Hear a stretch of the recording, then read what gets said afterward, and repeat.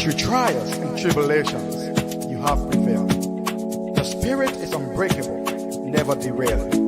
With a rich heritage and culture and grace, Liberia, you are the land we embrace. You are welcome to the Bottom Line Liberia. Yes, good evening, wherever you are. Good morning, good afternoon. This is the Bottom Line Liberia discussions. And as you already heard, you are welcome to the program. Here we discuss the issues from top to bottom. Tonight, I'm being joined by my colleague Paul the Lord Chirople, all the way there in the United Kingdom, London to be specific. And I'm sitting here in the Scandinavia, Norway. But let me say welcome to Paul, and I think if possible, we're going to be joined by other colleagues. But let me say welcome to Paul, who is already seated and waiting to give you the much needed information on this program. Paul, how are you? Well, I'm good, my brother. It's good to be back here, and good evening to our audience as well. How you doing? Well, I'm okay. I'm okay. Weather-wise, everything is okay. We still have sunshine, though it's very cool in the morning. So, but in the middle of the day, it's warm, and even until now, it's still warm. So, we're doing fine. We're doing fine. We're getting there. Health-wise, we still doing great. Um, and social issue-wise, everything is okay. Except for Mother Liberia, where every day we wake up, something new is happening, and the drama keeps unfolding, and so. But I don't know how you're doing. I'm good. I'm good. I mean, the thing is, these days I don't really worry about Mama Liberia because from the time we had that program about the country is the second least with regard to RQ, lower RQ in the world. So they have just enforced my thinking of Liberia that we are interesting kind of people. So these days, I don't really worry about Liberia now because I know there's nothing good we can get out of our country. And I spoke to somebody today, and the person was so angry. I told the person, so, look, just drink some cold water and don't increase your pressure regards to Liberia because our generation, we're not going to see anything good out of that country. So just relax yourself. At least you're not in Liberia, you're here. You can do your lay how they call it, who won't work, you get your lay money and sleep. But if you put Liberia on your head, we're getting nowhere. Yeah. Yeah. Let's welcome some people that are joining us. If your name is not mentioned, it means that we are not looking at you on our main page because for some reason our main page has some little small problems which will be taken care of. But let's welcome Roberto Richards, wherever you're watching from Louisville, Kentucky. Welcome. Share the show for us. Help us to share it on your to all of your contacts on Facebook, YouTube, or whatever. And Roberto, this is the first time we see you here. I think so. So make this place your home. This is where we discuss the issue with respect, but with facts, no favor. We are here every Tuesday and Friday, uh, 7 o'clock Liberian time, 8 o'clock UK time, and 9 o'clock Central European time. So that could be somewhere like around 3 o'clock in the US, depending on where you are. But whatever time you find yourself listening to us, we want to say welcome. Paul, what are some of the things that we have on our menu today? We can look through that, and then we'll take a quick musical break, and then when we come back, we'll go straightly into the issues.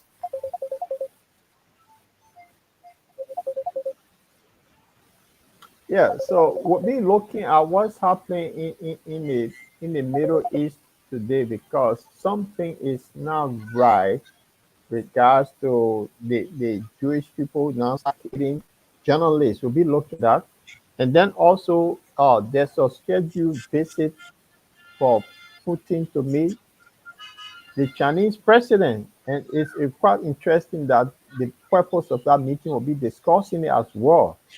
Then after that, we'll be going to Liberia to talk about the drug crisis and the suspension of the operational chief of the LDEA. We'll be looking at that. And then also, why is it that President Boakai was absent from the Flag Day program? That's the question. Why was he absent? It's a major day. He was in the country. Is that the same thing that he did with the, how they call it, Armed Forces Day when he took over? Why is he absent? So we'll be looking. Yeah. So that's the topic for today. And one of our viewers to kindly share the show. Good. Now that you know what we're going to be talking about, I think those are interesting topics. And also, a DEA officer is suspended because he's caught on audio tape demanding the release of his own daughter, who was found with substance, while he's going after other people's children.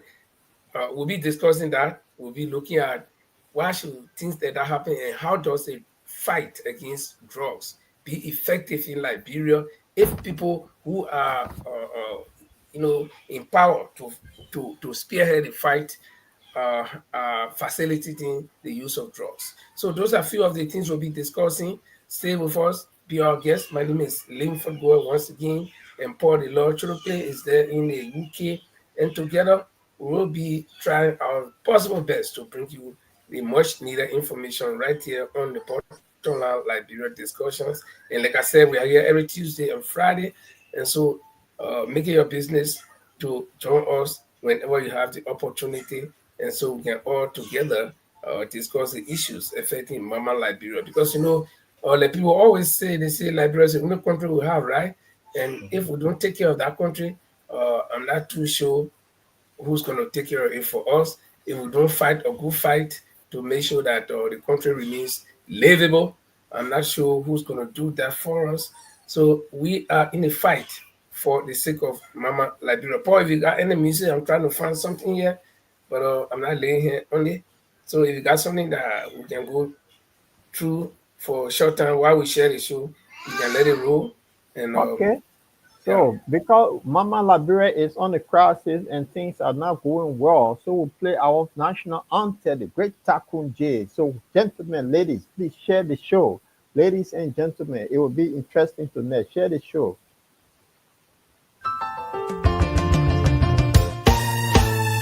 My people, where you at? Where you at? Wake up from your slumber, stop sleeping. Whip your hands, whip your hands, whip your hands, whip your. Come on, come on, come on. I know you're sleeping now. You gotta wake up some more, yeah? Okay, let's go. The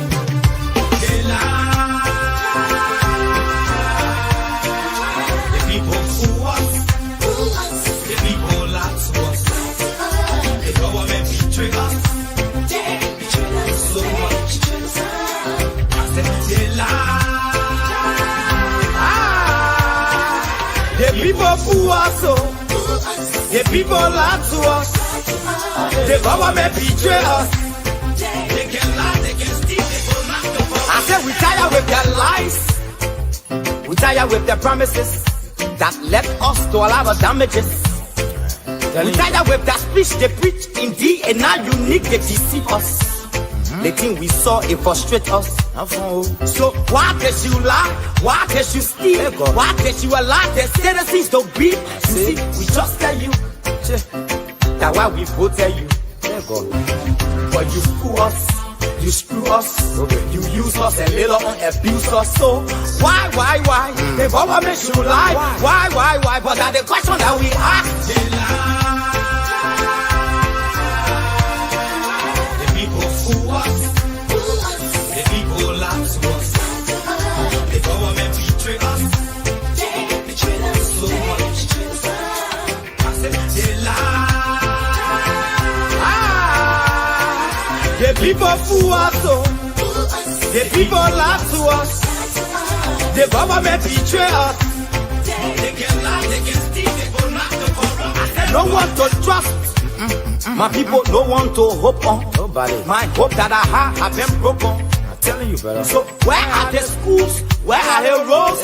Where are the jobs that they say they could afford? But they're too selfish. The people People tired with their rhetoric. People tired, they tired. You see the reason why we ask why the government betray. They have enough of time, but yeah, then stay they delay. People suffer, no work, but people crying for hunger. Look at.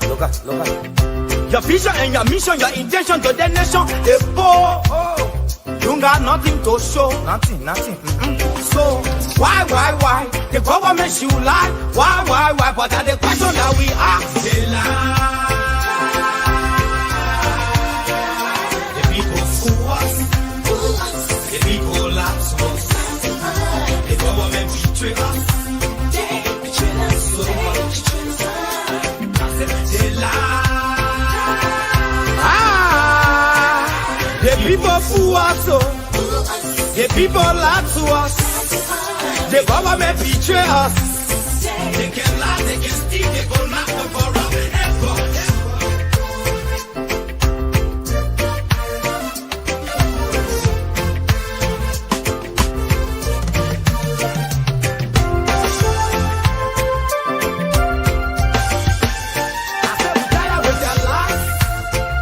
We tired with their promises that led us to all our damages. We tired with that speech they preach indeed, and now unique they deceive us. The thing we saw, it frustrate us. So why can you lie? Why can you steal? Why can you allow the citizens to breathe? You see, we just tell you that why we vote tell you. But you fool us. You screw us, you use us and later on abuse us. So why? The government should lie. Why? But that's the question that we ask. The people fool us. The people lie to us. The government betray us. So much. I said they lie.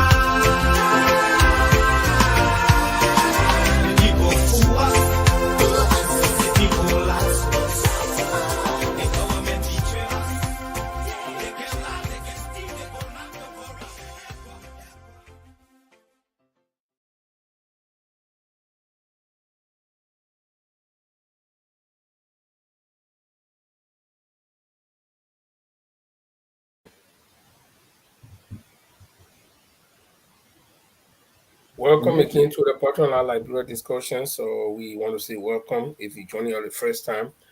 This is where we discuss the issue. But I don't know. Let's look at the international scene, because Liberia is part of the Committee of Nations. The world is a global community. Whatever happens in Liberia can affect somebody somewhere. Even we in Liberia, we out of Liberia, it affects us wherever we are. So if you want to take us to the group, the international scene, and then we can start from there and take it back to Liberia. Well, thank you. If I want to say good evening to our audience as well, I'll kindly appeal to you all to kindly share the show. Our main page have technical issues, so we on the other page. So kindly share the show to net and just drop our thumbs up so we can know where you are viewing us from, so we can recognize you. On the international scene, something happened yesterday in Gaza, and this is becoming alarming now that Netanyahu does not respect the war anymore, the rule of law. So he decided to kill journalists. And this is the thing that nobody seems to talk. If you find out the Western allies that stuck with him, they don't want to say anything. But when it comes to the other countries, they able to talk. So the situation is just here. So I just want you guys to look at this. They just killing people every day now. They're trying to get rid of all the journalists in Gaza. So watch this and then give me your feedback. The two strikes hit in quick succession. Those who could scrambled to get away, fearful yet another missile was coming. But for the wounded, being rushed inside Nasser Hospital was still the best option, even as smoke billowed from the building. 5 journalists from a range of international agencies are among the dead. It means almost 200 journalists have been killed in Gaza since the October 7th attacks. This has to stop. This is now the deadliest conflict for journalists that CPJ has ever documented. Journalists are civilians. They must be protected, and they are necessary in a war. They are necessary so we understand what is happening. In what is dubbed a double tap, the first strike hit the 4th floor of southern Gaza's largest hospital. Then, caught on live television as ambulance crews tried to save the injured, there came a second strike. If deliberate, such tactics may constitute a war crime. The Israeli military says it's investigating. So this, I mean, Linford, by profession, you're a journalist. This is the thing that Israel doing, they eliminating journalists for information not to come out. Over 200 people have been killed. And guess what? Big Brother, the war police officer, not saying anything. They encourage it. And then when it comes to other parts of the world, when we found the Ukraine situation, they formed this group called the Coalition of the Waiting that are going to support Ukraine on this. But none of them can form this so-called coalition to stop Netanyahu from killing journalists and innocent babies and children and women. What say you, Linford? Well, no. This is the risk involved with the profession that we have called journalism, and we are aware of that. We fully know the risks, and so to an extent we are prepared. But when warlords, when people who are fighting war, military people and their commanders, when they know that journalists are present at a particular location and they deliberately target them, that's war crimes. Because journalists have no weapons. Journalists are no parties to any of the conflicting sides. So yes, the journalists can get in crossfire, but to deliberately do it, like what we just saw, when you know that journalists are at the site covering the event, and then you strike, and after you observe that there were people still, even medics were there, and then you strike again, this is deliberate. This is no crossfire. This is no coincidence. I think it was deliberate, and it only speaks to the barbarism of the Israeli government. And when I hear that the Israeli Defense Ministry is saying that they're going to investigate, who are you investigating and what are you investigating? It is your military. You are not fighting anybody. You are striking. Nobody's striking you back. So what are you going to investigate? Investigate whether more people die and then you can continue to strike, or investigate whether your target was met, the amount of people that you wanted to kill, investigate whether you actually hit target, or whether journalists were among the dead, investigate whether children were there. So what are you going to investigate? How can you investigate yourself? In our hospital, they were targeting. You see? That's what I'm saying. You got medics, you got medical personnel. Okay, even if your own military was to get, any of your military members were to get wounded, you take them to the same hospital. So there are just, if you follow the Geneva Convention, right? But there are just targets that you cannot hit in war. There are just people that you cannot target in war. Children that are very vulnerable, elderly people, women that got no power, and people like journalists and doctors. Why are you killing them? These people are not harm to you. These people are no threat to you. This has been, cowardice. Yesterday, I saw a video on Facebook where this journalist was interviewing this military guy from Israel, and he was trying to justify saying that we are fighting. The guy said, no, you are not fighting. You are fighting women and children. Those are not dangerous people. You are cowards, and that's what cowards do. Okay? You look for the soft targets. Imagine babies, elderly people that are trying to survive. You're killing them. And to those people who always, to those, even our very Liberian people who can say, I stand with Israel, you are demon. I can say that you are demon. Because you know what? The Israeli military is a demonic organization that will be targeting young babies and women, harmless people. The last time Israel, and they nonsense they talk about Israel is strong. Israel had never fought any military before. All I think they did way back, they talk about the 6 Day War, the blah blah blah, and they see nonsense they were doing. They take people by surprise, go and bomb. The only time I saw Israel fighting was when they blasted Iran. And when Iran came back, what did they do? They ran to America. You see? So this Israel is a zero country. Okay? Now, Iran are barring the animal that harmless civilians in Gaza, they are striking. And then other people who are demonic, like them will stand and say, oh, Israel is good, and no, I stand with Israel, this and that. I don't think if this is what the God that you people serve can mandate, that you should go and kill innocent people, then I don't think that God is my God.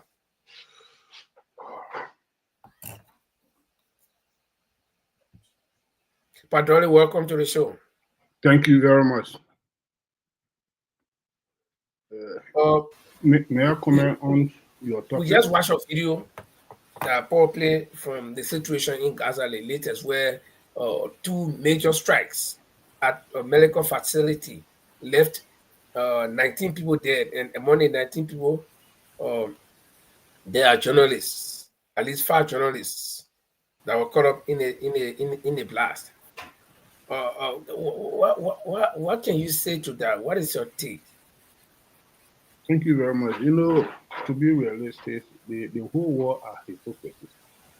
Country today, those that the innocent people rely on them to be their savior are the mean people that orchestrating the genocide on people. See, what Israel objective right now on the Gaza war is to eliminate as many as possible Palestinians on earth. You see, all Palestinians are enemy to the Israelis. So whether you civilian, you woman, you children, you medical doctor, you journalist, and whatever, they say that all are enemy to Israel. So their target is to get rid of them by all means, even taking over Gaza to add on Israel. But the international community that we are considered as a savior, the war police, closing their eye on it, concentrating on somewhere where it's not relevant. I saw a video today on the Facebook on the recruitment the soldier that doing the recruitment in Ukraine, that going to community to community to recruit young men and take them to war. We were beating them today. The civilian men were beating them today. Beating them publicly. You say you take our children, our brothers, our sisters, them away from here. We will never see them anymore. They are going to die. So you can't come back again to start collecting people. The world is looking at that one to give you all full support to that Northern war that going down there. Israel killing people, innocent people, they're not saying anything. The only say we condemn it. And not condemning will not save the people's life.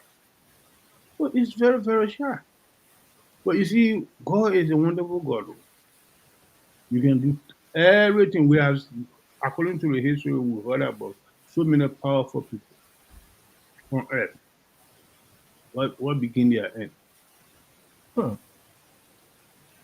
me, I don't have nothing much to say because everything is visible. Is the clear open secret.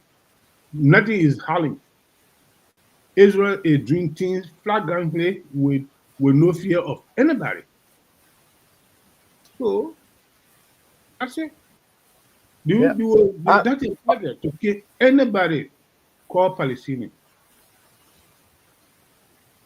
I mean, the thing is getting out of hand. Even today, what they did, They even started going after Syria, taking portion of Syria as well, because it's like they just lose now going, and as long as Donald Trump and Washington back these guys, they will do what they want to do because Yeah, they're yeah, backing them. because Paul, I'm not cutting you also. Because Syria became vulnerable.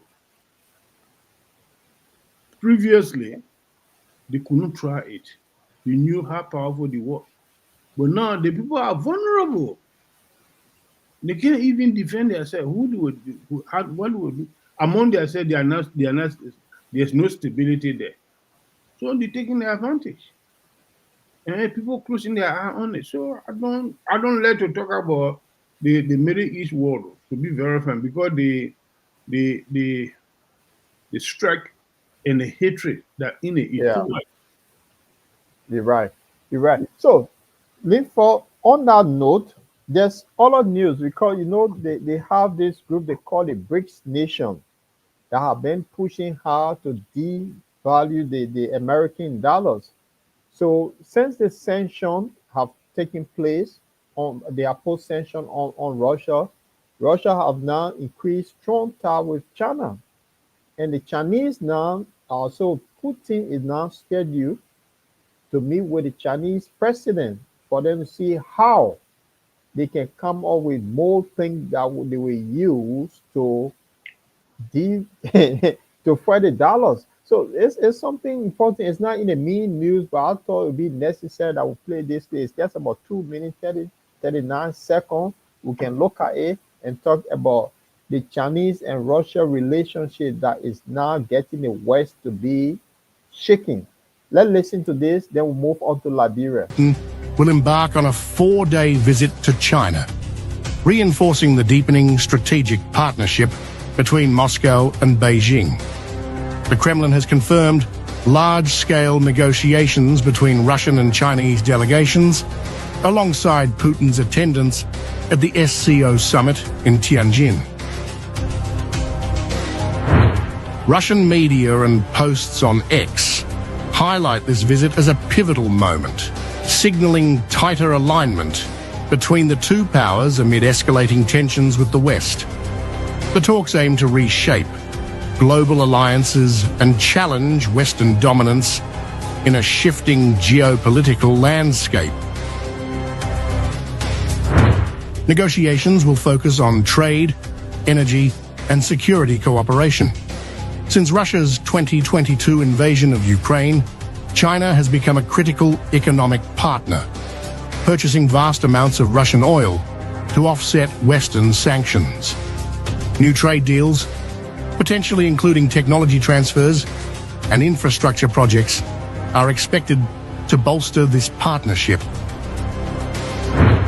Bilateral trade has skyrocketed by 170% over the past decade, with both nations pushing for further growth. The SCO summit will serve as a platform for Putin and Chinese President Xi Jinping to advance their vision of a multipolar world, countering US influence through regional security and economic collaboration. Putin and Xi, who have met over 40 times in the last decade, call their relationship a global stabilizing force. For the US and its allies, this visit raises concerns about a stronger Russia-China axis, potentially complicating efforts to isolate Russia diplomatically and economically over Ukraine. The Tianjin summit and bilateral talks could yield trade agreements impacting global energy markets and supply chains, affecting prices and availability worldwide. For the US, this alliance may challenge its influence in Asia and beyond, raising stakes for upcoming US-Russia talks. Putin's visit underscores a bold move to cement a partnership. So, you see, the war is very interesting. While the West is focusing on other things, those two superpowers, they are getting closer and closer and closer every day. Guys, I don't want to say much. You all watch this video. What say you? Padole, let's start with you then. Lean for closer before we move to Liberia. Yeah, basically that's now a new story. This is the old story. They took superpower. They are a best friend and is standing by one another in terms of happiness and sorrow. They have said it and they continue to commit themselves to it. Since the Western world began to ostracize Russia, uh, China said plain blank that he's not going to stop buying the oil from Russia because he depends on Russia. Oil is most reasonable and cheap. The gas, he's not going to stop it. Even India, all are buying oil and gas from Russia. He never stop it. So the world know that, and America wanted to punish China because he refused to take side with the West, but it cannot work. The people are independent people. They are not like our tiny little country. They would depend on people for baking money, foods, and things. There, so they are not like that. The people are self alliance for themselves, and they got everything the thing that they want to have.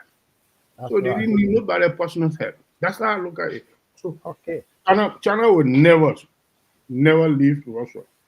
And Russia knows China is the best friend of him, so he will never also betray China. What made North Korea to send manpower to Russia through China influence?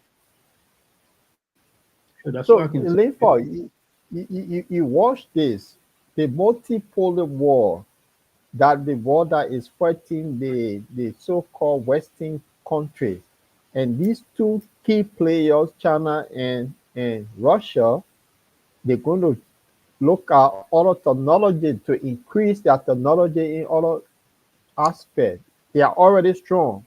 They, they're going to exchange ideas. And these are the two huge forces behind the BRICS nation. And just 4 days, some of these guys are going to discuss how, and this visit now getting the West to be jittery. What say you? You keep seeing me smiling, and there's a reason why. You know, I follow geopolitics a lot. I may not be very good at it, but I try my best to. You muted.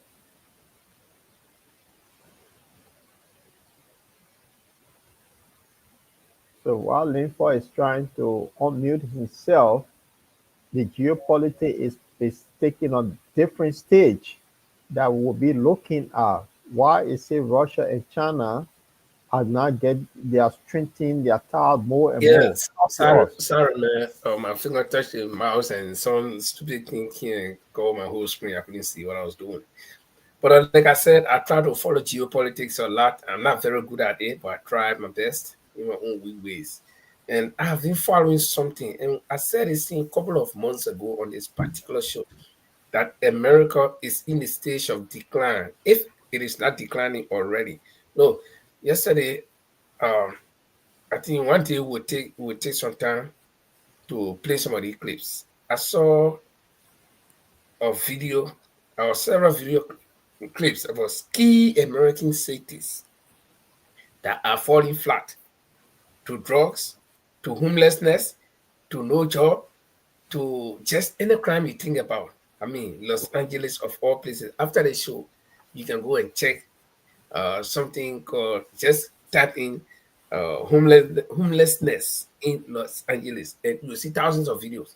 And now LA all over. And do you or can anyone here imagine that LA can have homeless people? This is a place where Hollywood is located, where all the stars live. But America will not show that. And you know what's happening to America? If you see America going all around the world, making all the noise, trying to become superpower again, to show might, it's not because they are mighty, it's because they are declining. And in order to the old technology, the old technique that America knows is to conquer other people and make them strong. They come and take your country and take all your resources and build their country, and they become strong, then you respect them, then you live under them. That's what they've been trying to do. But the world is not leading in that direction. Why America is going around the world, making war for the past 20 years, if you go into history, from the death of Saddam Hussein all the way, that was 2001 or 2, I think, from Saddam Hussein coming to Gaddafi, coming to all the other world leaders that America has been overthrowing. They are making wars. You know how much money they spend to do those wars or to execute the wars? A lot of trillions of dollars and our taxpayers' money. And they put a lot of people out of job. Okay? A lot of people out of homes. Their countries, their cities are becoming homeless cities. People, it's just tough. But because they proclaim themselves to be superpower, so nobody can see that. They say the belly goes sweating, but because of the hair, so you can see it. And that's why they're going all around the world, trying to recapture some countries to add into their, add their resources to their wealth. But on the other side, in the East, China was a third world country, and they have emerged to even surpass that of America economically and even militarily. America went and bombed Hiroshima a long time ago. They can't just go and go bomb China. No way. They can't make it. Okay? And all the countries in the Far East that China is associated with, America cannot just go there. Now, Russia have been a thorn in our flesh. So when they see Russia and America, and China making trade deals, that's something very scary. You don't know how much it scares Washington than just what we say now you're talking. No, Washington does not sleep. I'm telling you something. The economy of Russia alone is equal to America. Then plus China. And let me tell you something. I'm in the maritime business, right? There is something we call east-west bound trade in logistics or in the whole maritime industry. You see, all the containers are coming from China. They're bringing things. Yep. Or those containers cannot leave the West easily to go back to China because there's nothing the Chinese want from there. Okay, so if China and Russia turn together and then they make new partnership, say for example, in third world countries on the continent of Africa and the other third world countries elsewhere in South America, and they say, well, we will redirect our market, our goods to these places. They're not supplying America again. What happened? The American companies that depend on China to survive will all collapse. America got some companies in China will all collapse. And yes, Donald Trump has got no idea. People say he's a businessman, but he can't be a businessman and be temperamental. He has got no idea. He's slapping all the countries with big tariffs. So the Chinese people say, okay, keep your tariff, right? Or we'll not bring our goods to you. What will happen? Africa will begin to boom because Africa is where the resources are. The Chinese and the Russians have not been going around the world fighting. No, they're not fighting. America has invested in war. That's what they've been doing for the past 20 years. While Chinese and the Russians are building coalition with something called the BRICS. And now it came as a surprise to America to see, little China on way back, becoming superpower and then teaming up with Russia. This is scary. And not only that, the Indians are part of the BRICS. Brazil, right in the corner of America, right there, they are part of the BRICS. Then the African countries where America used to go and dance all around, they are all gearing towards now the BRICS. So what's going to happen? If you listen to something in that video, I don't know if I got it correct. They said their trade and they're all in energy or the energy That's trade. energy, yeah, will be directed at other countries. Okay, Yeah. and it will help to boost the economy because they don't care. What does China want from America? Tell me anything that China want from America. Nothing. It's a fool. Chinese people get it plenty. In fact, in Chinatown, in America, everywhere in America get Chinatown. That play all they see American people can go to buy food. They get our own farmers, but the Chinese dominate them. Everywhere in America, they got Chinese restaurant. So, and you go there, you see Chinese cars. And then what electronics. So what you in space, China is in space. Nothing you can do to China. Russia is in space. So now, I laugh when I see the spacecraft carrying people to the ISS, the International Space Station. They get the English, or they got the American and the Russian astronauts together on board going. So I said, but this get no secret because Russia cannot hide anything from America up there. They're working together. So exactly. So you see, America has invested. Just to close up on this one, they have invested a lot in war over the past years, 20 years at least. They have done a lot in terms of war all over the country. They have created enemies. Okay, on the other side, the Chinese and the Russian, they are building coalition. They are improving their economy. They are trying to get even with America. So you're going to make war. Any supporting Israel, you think why Donald Trump getting frustrated all the time? When he calls for ceasefire, they break it, and they're spending money to do that. So he cannot. There's no way now that Donald Trump can actually have total control over Putin. No, he can't make Putin his close friend because why? He's not that friendly with Xi Jinping. So Xi and Russia and Putin are more closer. Okay, so Trump, again, we are three friends here, but the three of us here, two of us are friendlier than the other one. So you see, in that easy, that kind of friendship that they call people friendship, right? On top of a dry, but on a wet. You're not going through, yeah. Yeah. But so, funny they leave for before you conclude. Funnily, Trump has started picking force with Venezuela, who Venezuela also going to be part of the BRICS. And what happened? He said the Venezuela president is now selling drugs. So drugs, he would have drugs, so he want to invade Venezuela. So Venezuela hit back, said, look, if anyone in America can give them the Justice Austin report that annoys Trump got so angry he sent troops. So why this guy, he went behind India because India is part of the BRICS nation. He went behind Brazil because Brazil is also part of the BRICS nation. So Africa. So you see. Yeah, but this is why I just told you that the thing they can force anybody, but you can't force nobody now because everybody. Look, I'm telling you, if one or two African countries could have nuclear weapon, the whole world will be neutral. I agree. I tell you because I agree. The Asian people, 3 major countries in Asia got nuclear weapon. In fact, four. North Korea, China. Yeah, you're right. China. Yeah. North Korea, China, India, and Pakistan. India. Yeah. So 4 of them got it. Now, Russia on the other side, stay in the east.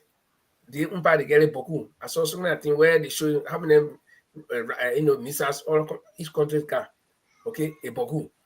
Then, if in South America, 2 or 3 countries can have nuclear power or nuclear bomb or nuclear system, then Africa, at least 1 country or 2 countries get it, the whole world will be neutralized. Nobody will get into nonsense. Yeah. But they're doing this thing because this is funny because the Americans would not want anyone in South America having it, but they want somebody in Europe, South Russia to have it. Yeah, but, see? But wait, this is where Babu with Tivakula to put in the Liberian Parliament, right? Yeah. Because you can't have it and you say nobody should have it. They try that the point right now is even the Ukraine that the West begin to use to get at Russia, the citizens themselves. I saw the video today. I'm sorry that I couldn't send it to Paul for you to upload it today. The citizens are beating the soldier on the street in their community for coming around to say they're confusing the young children to join the army. So that war is getting tough. Very, very. Yeah, but you see, what we're talking is to rely on your power and things say you can control everybody is not yet possible. And Paul, you just talk about in South America, they will not allow any they will. Because for example, Brazil, what can they do to Brazil? If Brazil say we want to get nuclear power, and it can say no, because if they try, Russia and China will go to defend Brazil. And America alone can afford 2 nuclear countries. No, you can't try it, because it will, you know, I watched something. There is something called, I know, their face, something called their face in the Russian missile system, nuclear system, right? You can kill all the Russian soldiers. Nothing will operate by itself. In fact, it will have no commander if we get released, because it will give command. It will ask first. Oh, yes. Just in case they attack. Yeah. If you can kill all that soldiers, that it will activate.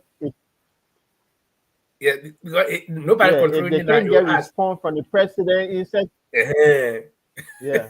You can't get response from the defense ministry. You can't get response from the president. No. Then it will sense where that missile came from to destroy them. Then it will get loose up. So we're sitting down on a death trap, all of us there. But the thing is, America will have to succumb. They have to know. I mean, not succumbing, but they have to cool down this trait of, you know, the colonial powers thing, where you think you can form. They say European here who formed the coalition of the waiting. They say European here, America doing all this thing, because their only history, their only culture, as we speak. I'm in a deep debate with some group on the internet. But I think what's going to happen now, trade will be boosting in the East, while the West is making war, and there's where their downfall will come from. Because I'm telling you, the West is heavily dependent on the East for the trade, the war trade that we see here. That means, as I say, we in Europe here, right here, at least we are in the middle. What do we get? All the thing we get, half of it comes from the East. Half of it. You gotta be in the maritime sector to understand what I'm talking about. All the BB ships that come in, they bring in containers. How many containers is he getting from there going back to China or to Korea or all? No, because they don't need anything from you. We are the consumers, they are the producers. Okay, right. So when these people say no, we directing our trade to other places, forget it, brother. Hardship will come. For you to even see gene transit to where would that be easy? Hardship will come. And the good news is, let's move to Liberia, my brother. Hardship will come. I in a conversation with somebody today in Liberia. While we're facing hardship, the people in Liberia, prices have reduced. And the person was telling me the small beer in Liberia, they now selling it 7 bottles for $5. So I said, oh, but this is good news for people that will be visiting Liberia, because what? Oh, you mean the small club beer? The small club beer has not been reduced. Some places get it like 7 bottles for $5. Wow, that's my favorite. And now I asked why. I said, well, people not buying and the people keeping a beer, so they decided to get a beer off. They have to sell a beer 7 for $5 for small. So I said, oh, that's a good thing. Now when we all go on holiday, you think on it. If you have $15, that's 21 bottles of beer on a table. I mean, you look like a king. That one crate right there. Yeah. I remember I used to buy that in crate, you know. Yeah. So for those of you that are going to Liberia, this is the news that I heard today, that Honor Joseph Newman Boakai prices have not come down, especially beer price. A small bottle of beer you can get 7 for $5, which is good. I mean, our people, they may not have.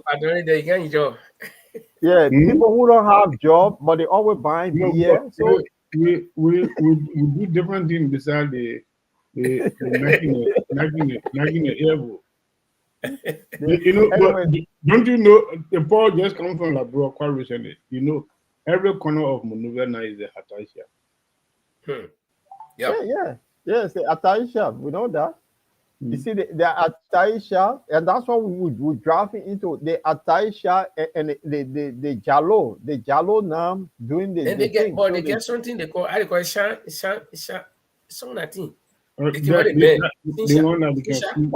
The Sisha, the one that the government banned. Yeah, the government need to ban that thing. They can put drugs in it. They banned it already. Yeah, it was a good thing that they banned it, because people the Arabs started bringing that thing a lot in Liberia. Everybody is taking picture, but it's good that the government banned it, so it's a good news. Anyway, Leopold, take us through the Liberia. We want to know what's the hell happened to Liberia. Talk to us. Okay, so let's see what's here.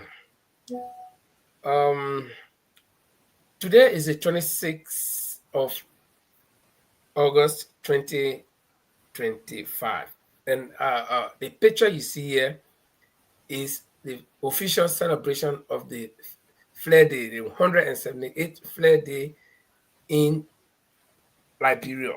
As you know, Liberia is 178 years old now. We gained our independence on July 26, 1847. And just 1 month after that, they had to host the flag for the very first time. So, gentlemen, what we're going to do is, I'm sorry, I don't have a clear picture of the flag here. But what we're going to do, we're going to talk about the flag. I don't know if I will find a quick picture, but we're going to talk about the flag. If you can see a quick picture, look on. There's a man in the program, the big guy sitting there. He has a flag on. Two people there have the flag on their chest. Well, I can briefly describe the flag. And the flag of Liberia was first hosted in 1847 on the 24th of August, and that is why we celebrate August 24th as Flag Day in Liberia. Probably somebody is wondering why August 24th. Not July 26th, when we got our independence on July 26th. It was 1 month after the July 26th. And then the government decided that we should have our own flag. They should have some kind of flag. I know the picture of that flag. But they said, no, we should redesign the flag. And they set up a committee of 7 persons to design the flag. They were all ladies. And those 7 persons, I forgot all of their names, but I know the chairperson for them, Susanna Lewis, was the chairman or the chairperson for that committee. And they designed the flag. And the flag is designed and patterned after the American flag. We got 6 red stripes and 5 whites. The 6 red stripes symbolizes the blood that was shared, according to them, the blood that was shared for independence or to and there was nobody for Liberia anyway. Liberia not for anybody, but it symbolizes valor, VALOR, valor. Okay, and then the 5 whites stand for purity. So they share blood, and then they get pure heart for the country. Then in the upper left-hand corner of the flag, when you draw your flag, do not put the star in the upper right-hand corner. Put it to the upper left-hand corner.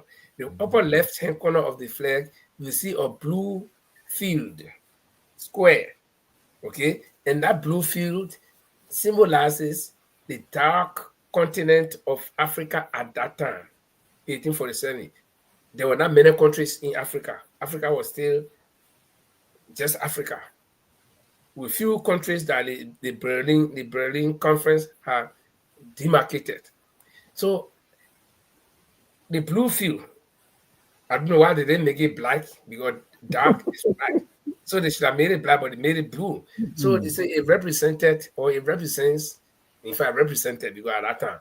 So that was Africa right there. Then the one single white star represents Liberia as the only country shining, the only independent country shining in that dark continent. And that's why you get that 1 star and 6 red, 5 whites, and a blue field. Okay. So the flag was first hosted on the 24th of August, just barely a month, because 26 July 26 and July 24, barely a month, just short 2 days. I think there was some holiday between there. And that's why maybe Saturday and Sunday fell between there. That's why they didn't do it on the same day. So the flag was hosted that time.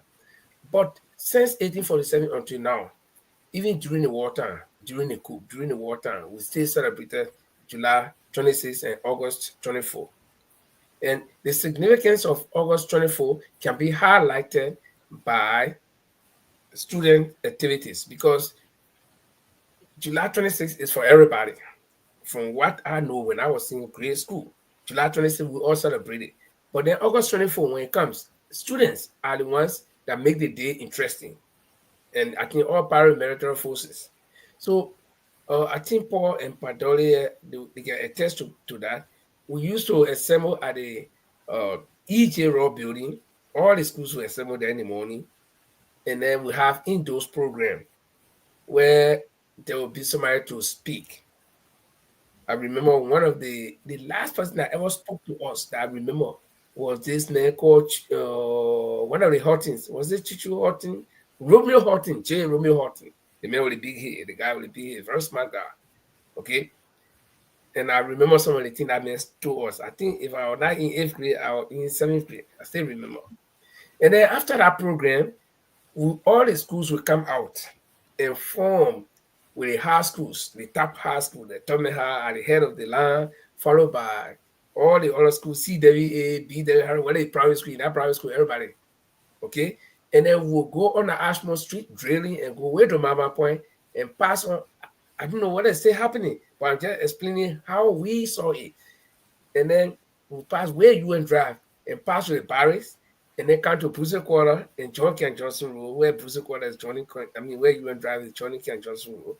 And then we'll go straight down to the executive mansion and climb up that hill. Then we branch out to the right and pass in the executive mansion yard near Lapu, where the president tower at that time will come outside. Right, yeah.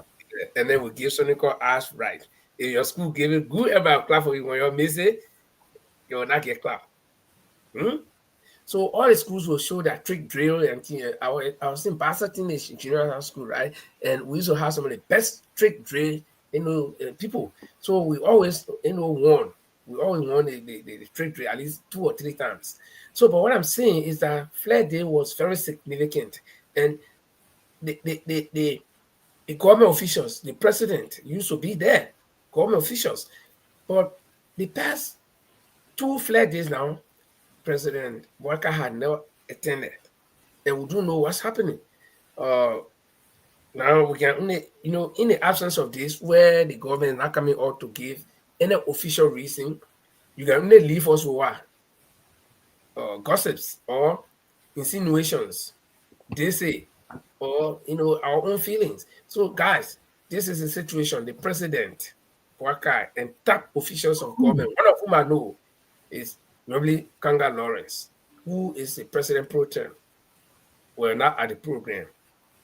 And her excuse, according to what I read, is that she's in America attending some other important program.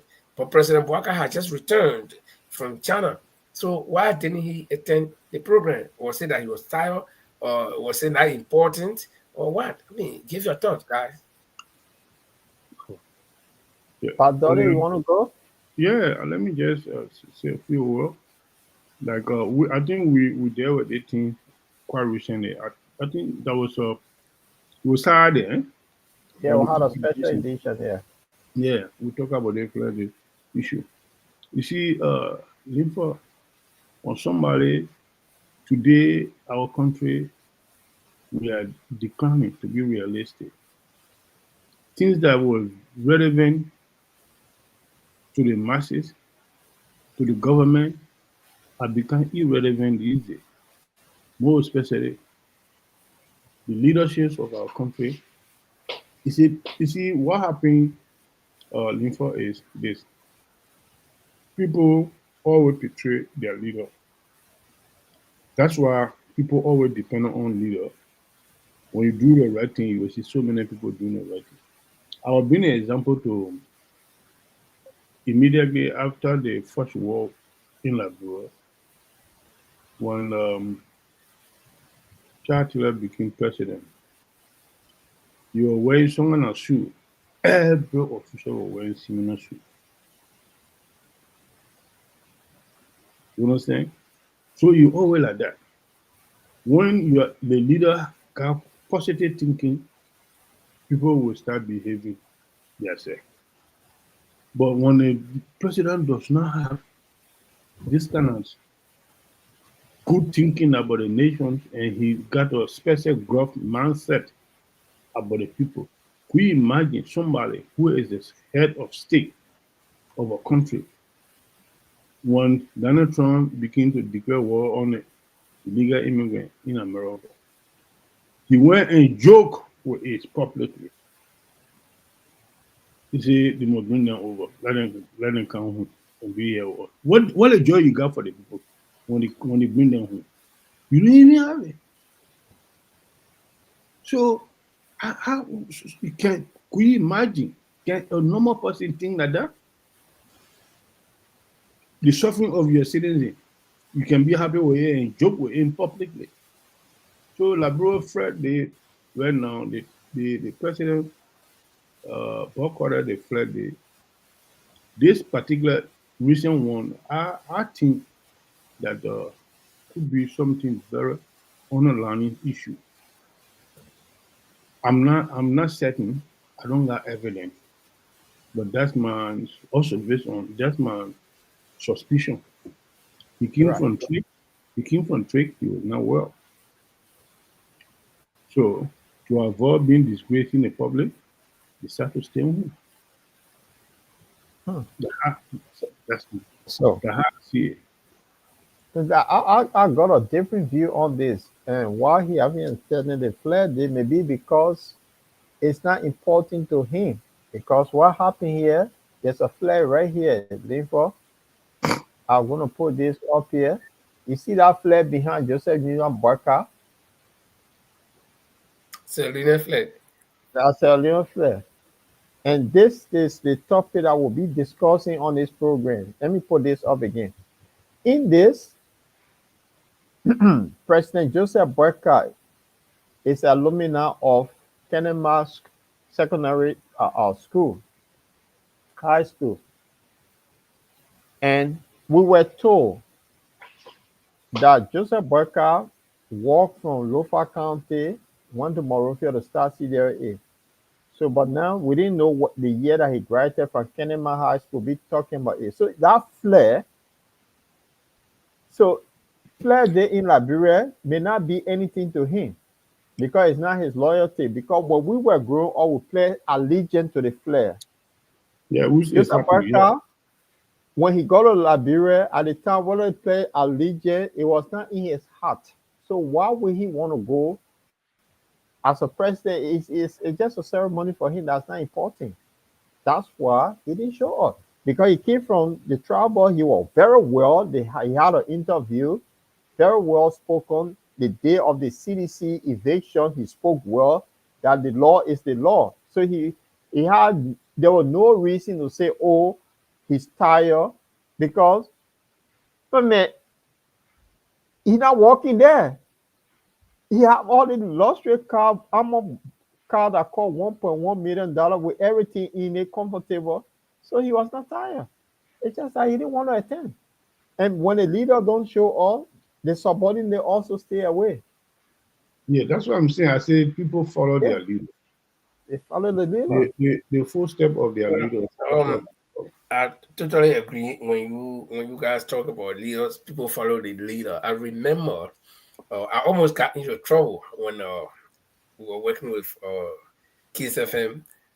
We have come to Monrovia because the same thing used to happen when we were across the land, right? Taylor was based in Banga. So the entire government, everybody, the entire government of the NPRAG, the National Patriotic Reassembly government, they were all in Banga, all the ministers, representatives. Nobody was in any of the counties. Everybody was in Banga. So when Taylor leaves, to come to the radio station that at that time were in Toyota, the other radio station were in Toyota, one were in Banga. When he came to visit us in Toyota, so now you know because he get there sitting in Banga, everybody there around him, all the ministers, everybody there around him. That small building. So now you get wake up, you're not planning, you say, let me just go to Toyota. When he come in, I will tell you that during the NPF days, everybody was equipped with, when it comes to communication. That one, I gave it to them. Everybody had some kind of communication. So they will call each other, then you see the whole, I say the convoy. They will all follow him. Taylor being to me fan, they convoy way to Batala. Wow. Yeah, because they get fit.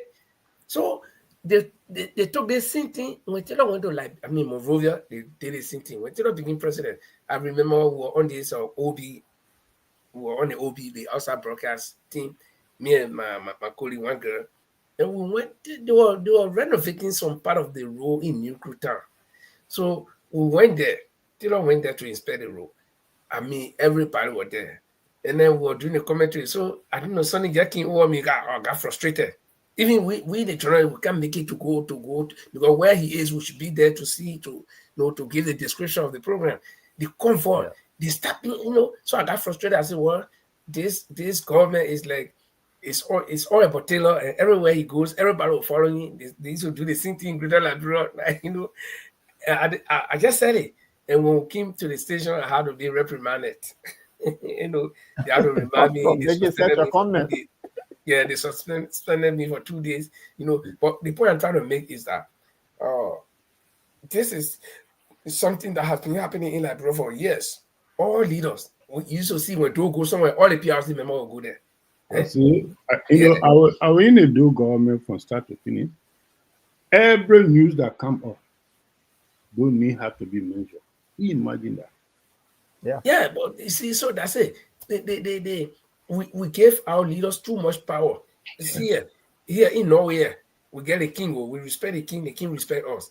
The king. So now you had to see the woman. The first time I saw that man woman two eyeball straight face to face. That was 2007.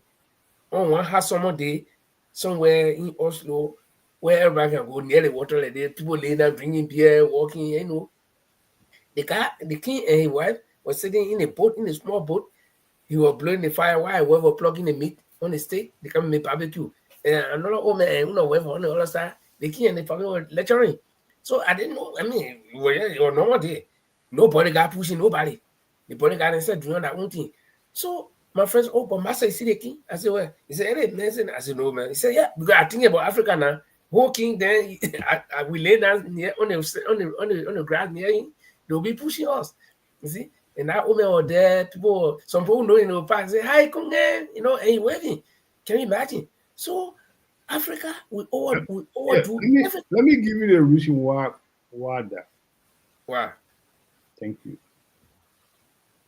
The typical example is to everybody do more in the West. Government gives freedom and security to every single citizen of their country. Could you imagine your house? The fence around your house, you can run and jump over it, isn't it? Yeah, I didn't get fair around my house. Okay. But rich people in Liberia, if you don't put pressing compound fence, you will not be certified to be secure. The reason is because we are not giving our citizens what they deserve. So they feel threatened. That's the reason why you see the African leader then, before they go somewhere, because a advanced security team. Advanced security team will go there for sometimes 1 week, 2 weeks before the president arrives.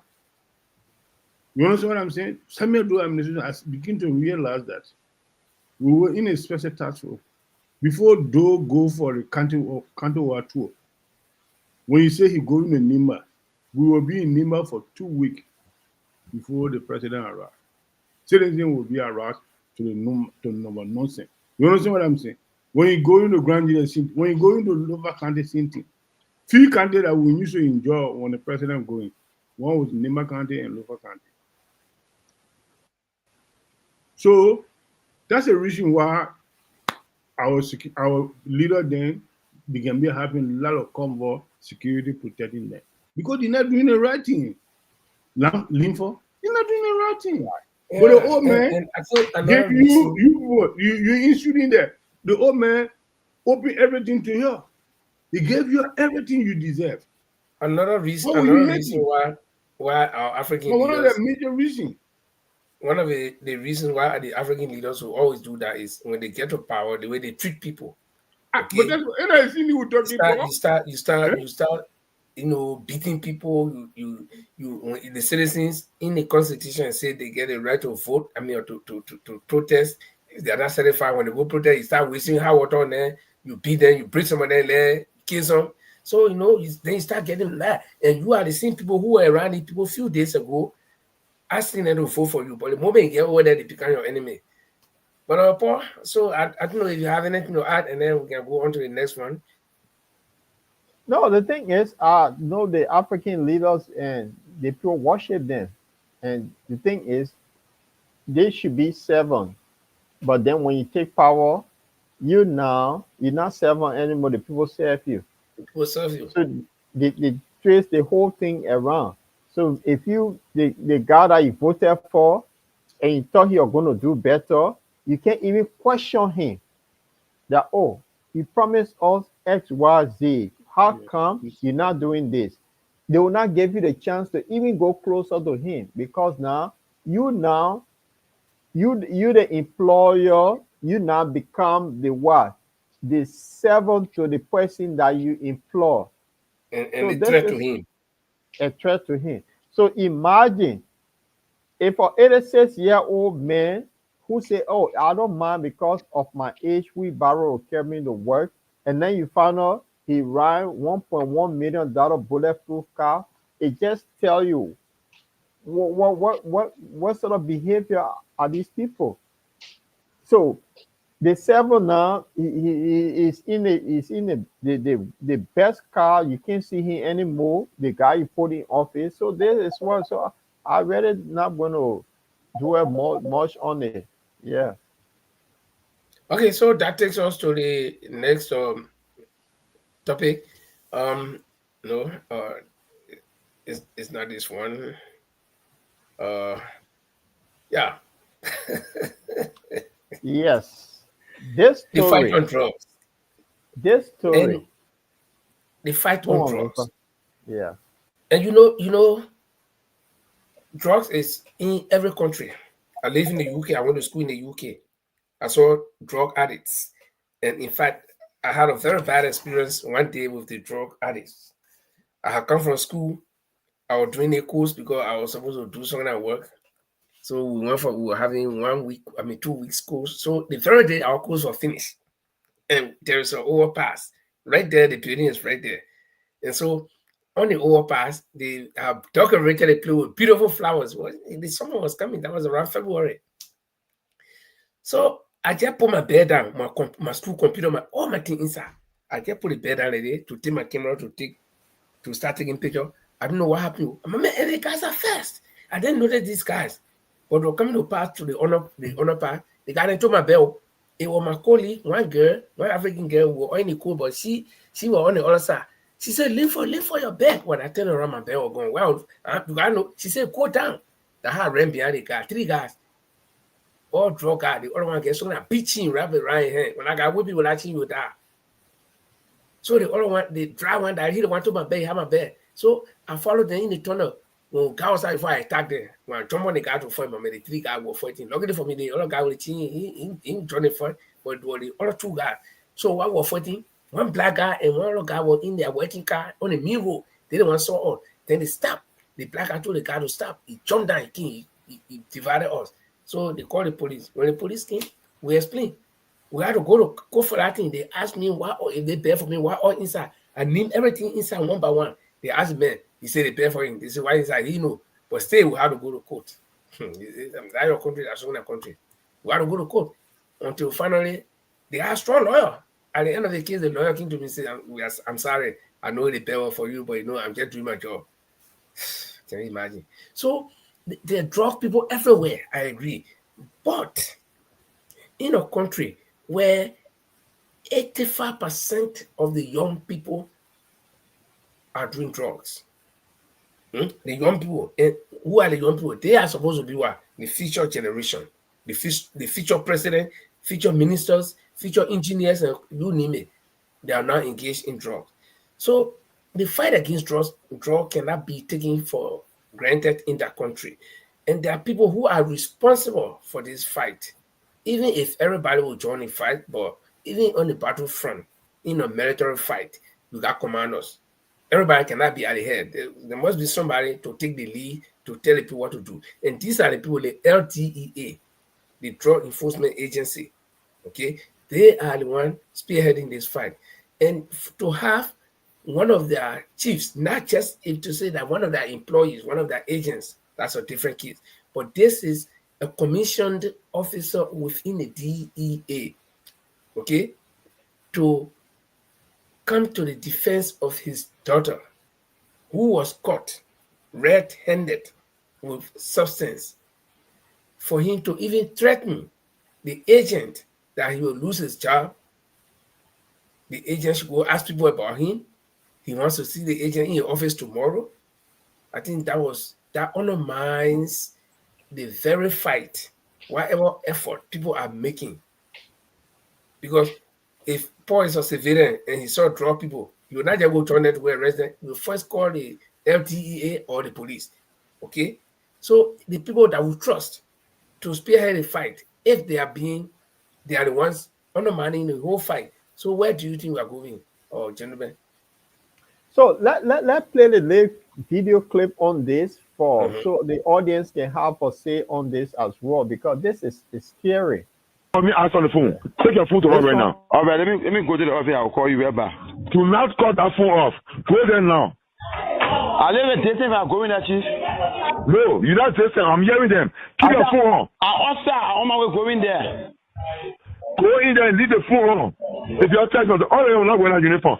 Your commander call you. I'm calling. Then you beat on my daughter? No, nobody. She nobody be on. Yeah, don't pull that girl to touch you when the time is. Papa won't talk to you. Hello, Daddy. Champion, they beat on you over there? Yeah. They beat on you? Yeah, they beat me with ratting. They still beating you with ratting? They feel beating me, ma. I mean, they beat me with ratting. When they beat you? That will be you. I want woman warning, not too long. I can't enter in, Chief. But officer, how you addressing me just now? When you call me, I'm on my way coming to the office. No, my question to you here, how she addressing me right now? What she said? She said somebody beat her with ratting.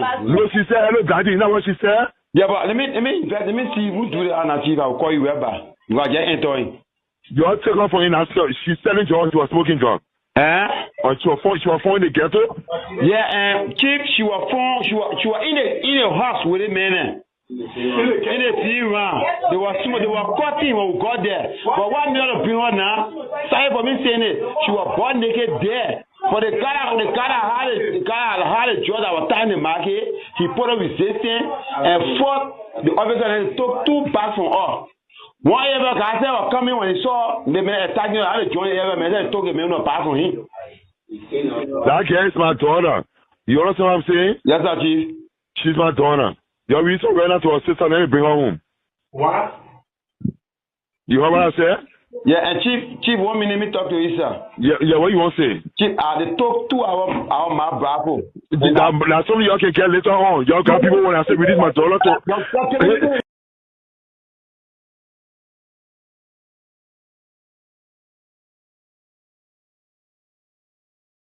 Hello. Hello. Yes, sir. Hello. Yes, sir. Release her to her sister and bring her home now to me. But she's a Bible issue. No, listen to me. You better don't let me get first, eh? Consider it, don't you? I said release her to her sister and bring her home now. I want to drive the case right now. Consider it, don't you?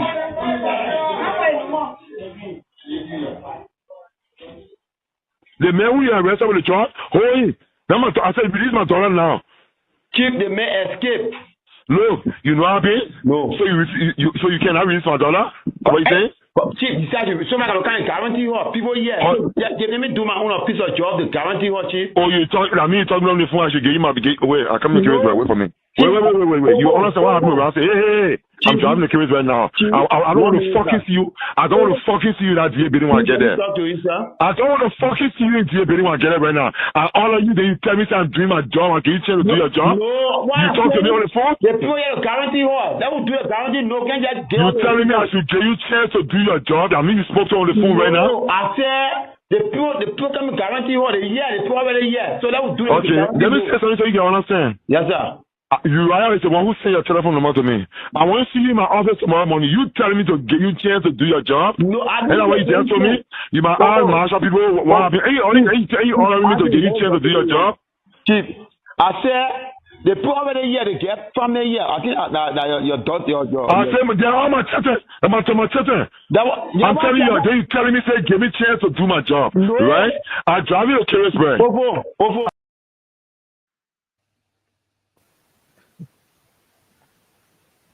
Well,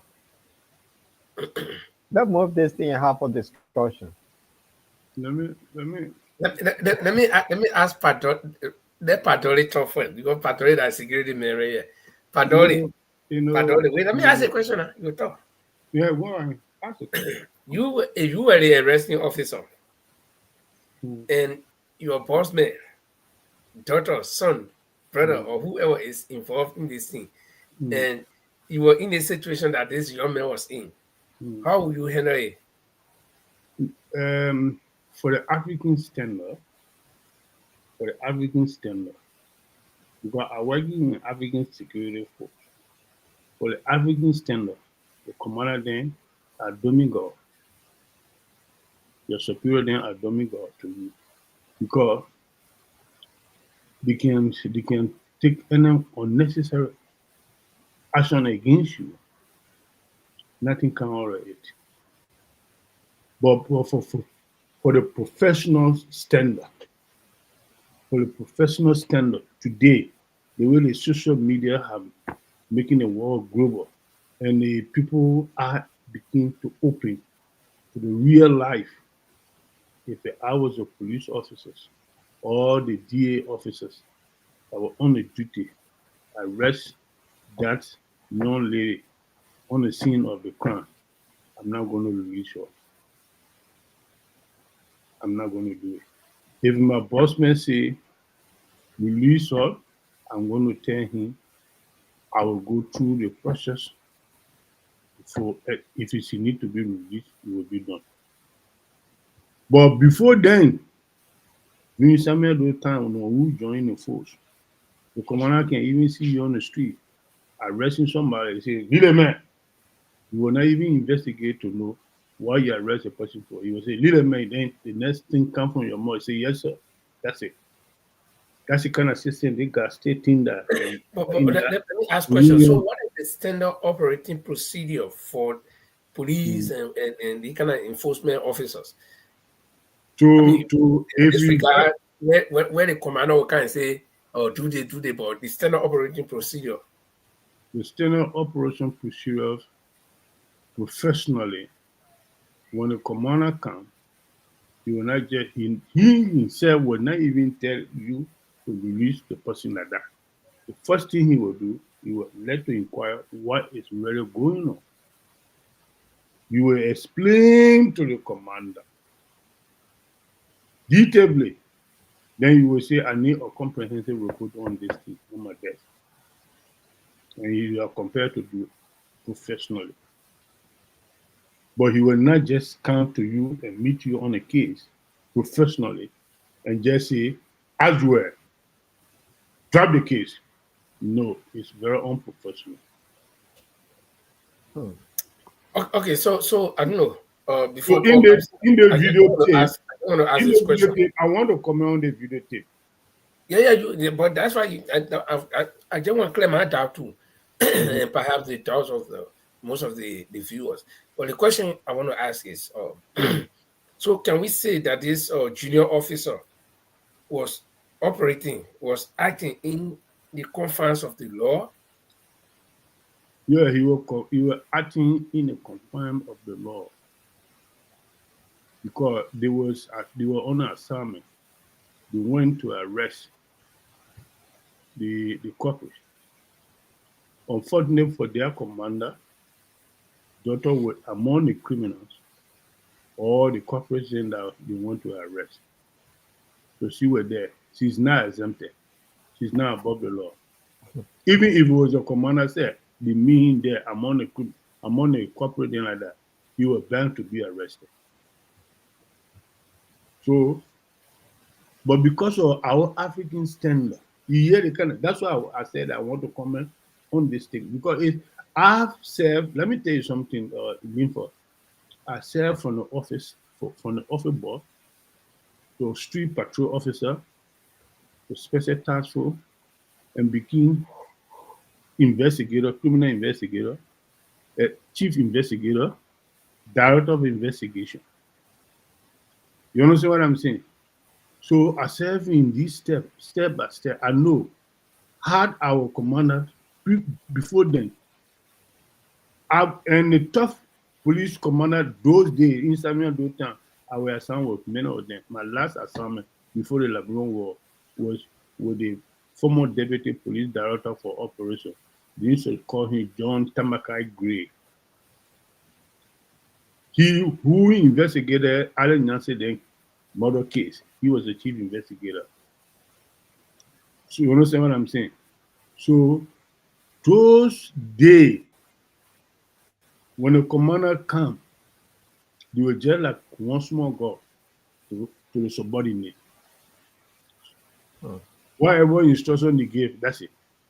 And if you refuse to do it, you can call. Don't mind you, we used to have a special board of investigation department in the police, we used to call it the board of inquiry. Now that's one they call today professional standard office at the police, Liberia National Police Force. Those days, we used to have a veteran and seasoned police officers who preside over cases. The cases that they used to handle, when the police do harassment, you harass the citizen take complaint to that board, and the board will summon that officer to come and explain why. Okay, so let me see, Paul. I don't know, but the latest news, we know that this officer was wrong, and his action actually undermines the fight against drug. So, but the latest news we are getting, Paul, is that he has been suspended. I don't know, dismissed, but suspended. And you talking about the commander? This guy, Yeah. He's chief. Yeah, he's suspended. I heard that. Okay, so but the question I'm asking Paul is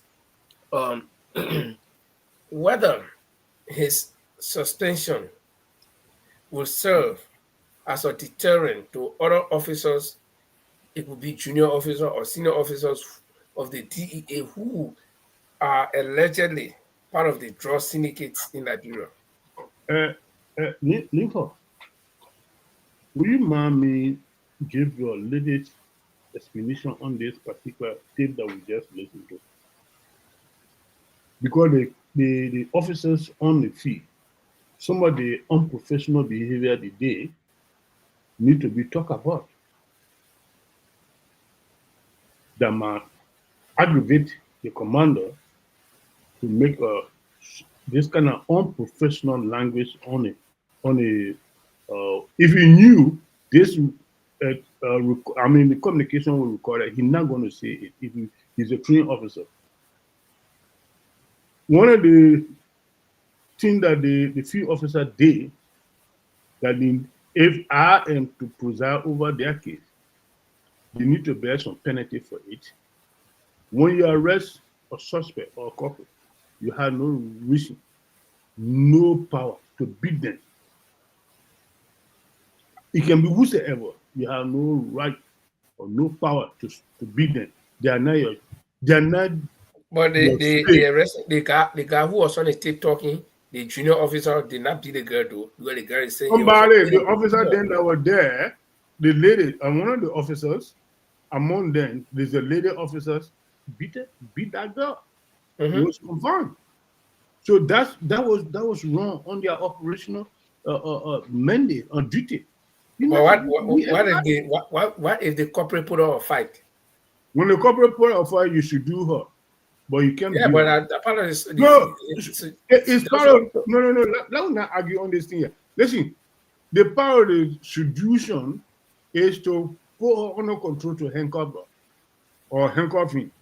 So Padoleo, you know what I'm saying? But you can't take a ship and rock it and whip the person. You said something here. You have the African standard and the professional standard. Yeah. Earlier in your statement, you said it. In the house, when they met this girl, according to the junior officer, they met her naked. And the police woman that was there, according to her, say it was the police woman that whipped her. Yeah. So she told the African. So listen, now you said it. Say there's an African standard and there's a professional standard. So the woman apply the African standard. Which is wrong. You with your African standard, yeah, you have arrested somebody before, and your commander said, "Leave the person, let the person go." Yeah, that the African. And So the person. So the woman now, what she did, your woman, why be naked here? So she decided to discipline her, applying the African. Those are responsible for that.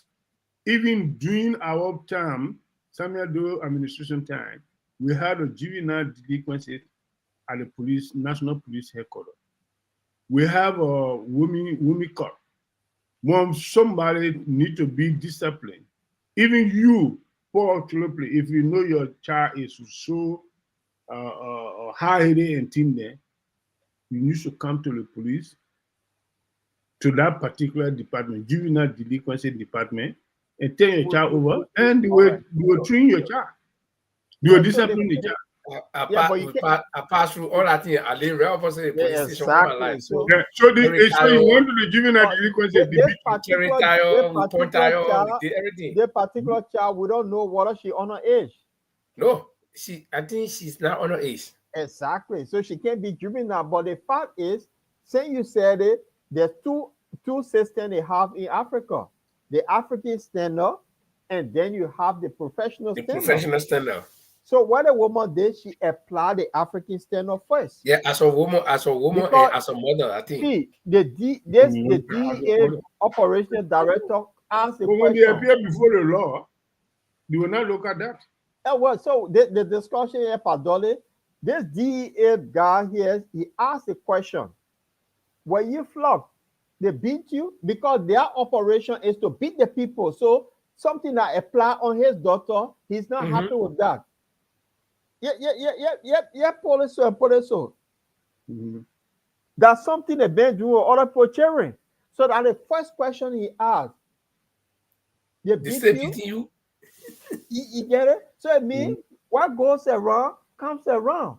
Yeah, but so okay. On the other side, on the other side, why is it that he is demanding that his daughter should be released when they arrest other people, children, and carry them? But he wants his daughter to be released. Yeah, that's the abuse of power.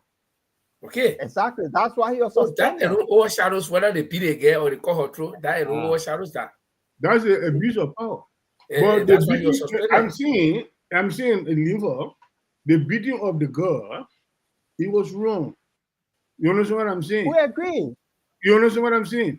We agree. But the decision from the commander, the first thing he should do as a professional person, when he got that information, what he would tell his subordinate, because he's the chief of operation for the department, all the fee operational activities fall directly under him, he can demand them for a comprehensive report. Yeah, but in the meantime, where he didn't do that. And you where do they keep her before they do it? That's why he was trying to avoid that they should not take her to jail, but they should bring her home, and then they can go through all the other things. And that was an abuse of power. So, Padole and Linford, there was the lawmaker called Musa Berete. Some were arrested for drugs and were put in jail. He's in authority to do the same thing and go collect a child. This guy, that's what I'm saying. So this guy, daughter got arrested for drugs. So being a professional, he got a call that the daughter had been arrested. So he's in a position to drive to that station to see what on the file, and then he can sound secretly and get his daughter out. But the fact is that he called it, he's so angry that the daughter being arrested. And that alone, instead of suspension, is for me, is complete dismissal. He should be dismissed from the office. Oh no, but you got to know that this government will suspend you, man. Then you go. And then you go. You know, having it for the suspension.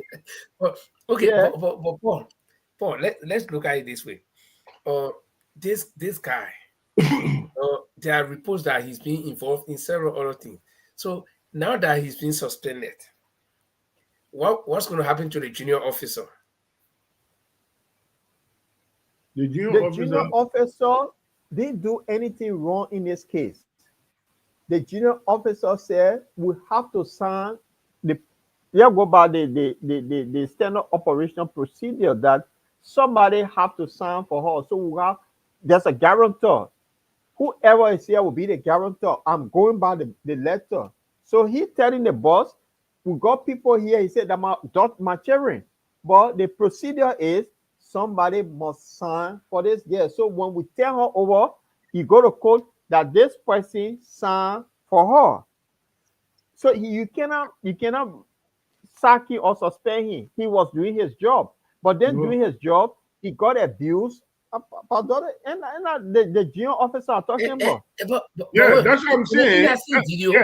In that video, the commander is telling the guy, who the guy that had the draw. Yes, but tell my daughter to go home. Yeah, leave my daughter to go home, but catch a guy. So you see? Yeah. Listen, one of the things too, that officer then can go on some investigation. Why? For one reason, the main corporate, the drug dealer, how did they escape from there? You need to go. We're fighting in. See there, listen to me. I thought we try to be civil and explain to one another sincerely to understand. You are a journalist. I will not argue on your journalism. Yeah, but I just gave me the reason the man is so I will never argue with you on that. But I am telling you, the officers, first of all, the first charge, if I was commander, the first charge will level against him is a negligence on duty. Because when you go and arrest a corporate, more especially a drug dealer, when you surround them and catch them, when any of them escape from you, whether intentionally or beyond your control, but you still need to give some explanation to all. So for that reason, that's the only thing I can see. Hold up, Adole. I won't get it straight. They took backs from them. So that means the group overpowered the police that were there because the one who just came in that got a telephone call, he said, I have just come. But they took backs from his he said, that one you will get it back. You heard? They took, so it means the group overpowered, they overshadowed the police that went there. So they were more than the police that went there. Thank you. One person. So don't you know that the police need to give some explanation? The police will. So the police will. Let me get Paul. Let me ask. Let me explain. You explain. Why are we going to explain? You explain. Let me ask one question here. Suppose you were only two DEA officers. You have no business to be two DEA officers to go and arrest. You gotta be 100. No, suppose you are two. I know when you are in a police, you are not 1,000 walking. So now, listen to me. Listen to me. The guys, listen to me, boss man. Listen to me. Are you listening?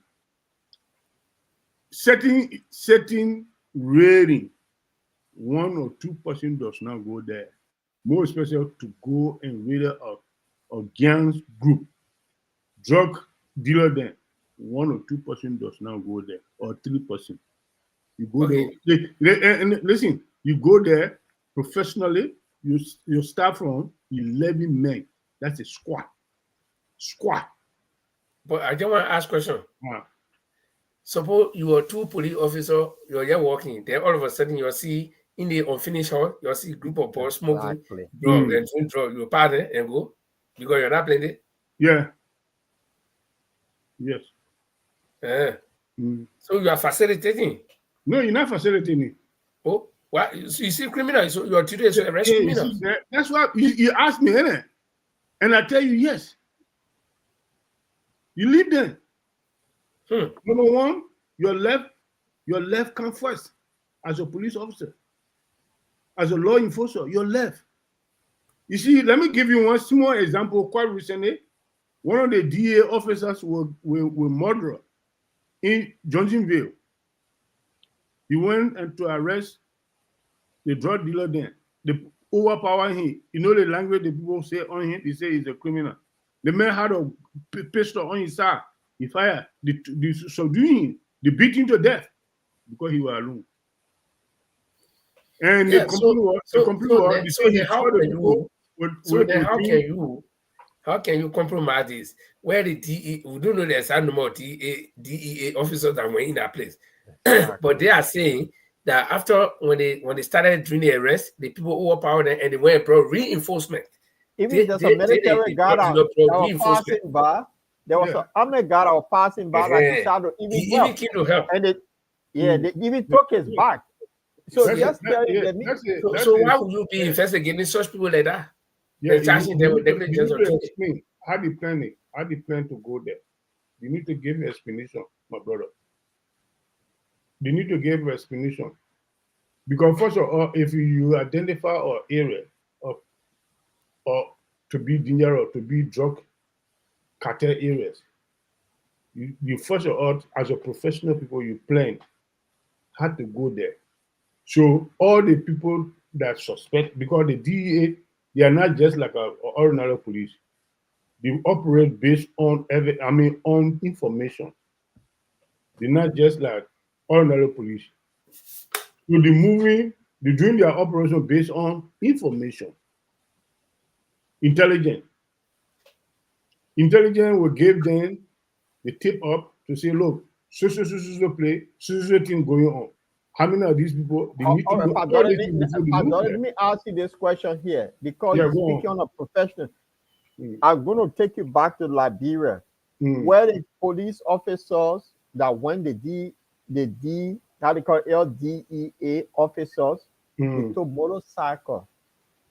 So the operation of that, isn't that where the police have their own vehicles and have their own arms that will go on the operation?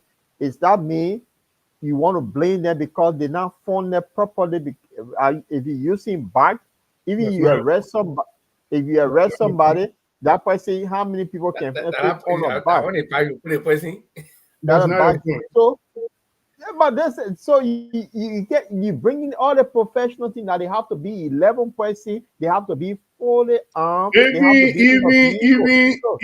in the late 70s, 80, when we used to move, when I was in the task force, when we moved into a group of gangster area to arrest the people for carefree vacancies and things, then never go 2 or 3. We used to go squad. And you're in vehicle. You understand what I'm saying? We used to go squad. And we used to have a band. We got to get a clear understanding. These guys have not spotted this place, according to information that we are getting. They are not in this place and gone to headquarters and plan a raid. These are few guys on patrol right in our vicinity, and they spot these few guys doing drugs, and they say, okay, let's move on there. When they move on there, unfortunately, the guys overpower them and they go for reinforcement. See it? So maybe the DA officer was told to run away. You know what happened? You know, gentlemen, that will not support wrong thing. No, there's nothing wrong. You're just trying to find out something wrong. What's the wrong? What you just saying, because I know heard that, but even that's the one happening, their way of handling the situation was very much unprofessional. How? Yes. The only people that can do that, to arrest people like that is a patrol officer. We call it in England here, Bobby on the beat. On the spot, arrest. And that's what we're doing. Listen to me now. Listen to me, boss man. I agree, but if you're dealing with the hard-crack criminal, then like a drug dealer, they're not ordinary criminals. Trying to confuse us here. The incident here is drug-related incident. Yes, drug-related incident, and that drug officer were on the scene. So what it has to be a normal officer to go arrest these people. These are people that carry on. They're doing door-to-door search for drugs, and they find these people. They are drug officers. if they are allowed, listen to me, Chinople, I am saying it on a professional standard, serious. If the DEA, LDEA are being mandated to go from door-to-door search, it must be well organized. They were not mandated. These guys are just. But then, so they were hustler. That's what you mean. They were not hustlers. Okay, let me give you an example. Or let me give an example and ask you a question as a police officer. Yeah, now, here in Norway, they get. I've seen it. I just saw it recently, right near my workplace, and I was surprised. This guy's, twin cabin pickup. This guy's wearing a black suit, a black military suit, and they got long range weapon. A police officer that would do see, we usually do, even the police here that wear the ordinary police, we don't see them carry no kind of weapon. Our police don't carry weapon. They got a weapon in their car. They don't carry. In fact, they started carrying a weapon in their car for that 2011 thing that happened. Okay, but besides that, we get traffic police that go in ordinary plain clothes car, ordinary cars. They have taken me several times because they're in the traffic. You don't know them now, but the guys that can do the check. These are guys who say, okay, we're going to stand certain part of the road today and we'll do the check before our camera there and be taking the house people. Now, for these plain clothes guys, they are yet driving. Unfortunately, if you are ahead of them or they see you driving fast, you will put a light on behind you. They arrest them. So what you say? What you say? They not supposed to arrest you. They supposed to go bring whole squad to kind of arrest you. No, you see that you're trying to misinterpret the situation. This is the people that they want to go raid areas or drug. No, we are telling that they did not plan to go raid. But then what were we doing there in the first place? What were we doing there in the first place? How the man to go that these people are there as a drug alley or drug? But that's why I gave you the example on the traffic police. Okay, yeah. I'm driving in the traffic and the guy driving, so I consider him to be a normal person. I don't know him. He's not wearing no uniform. The police have that right in any country. Yeah, but I am telling you that you can arrest a crime prevention officer can arrest any crime or criminal at the time if they are able to do it. You gotta see the man calling somebody through. Say wait, they put that two go calling one metro and only one. Let me go. Yeah, let me go to the metro before I go and go my business. Yeah, Limpo. Yeah. In the security sector, we got different units, different function.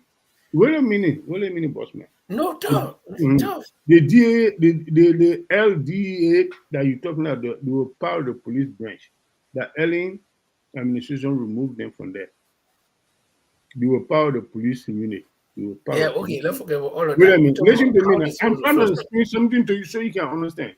Yeah, but if you want me to what are they exclude them, but they still have police, they still get police authority with them. You go to police academy to take the same police training.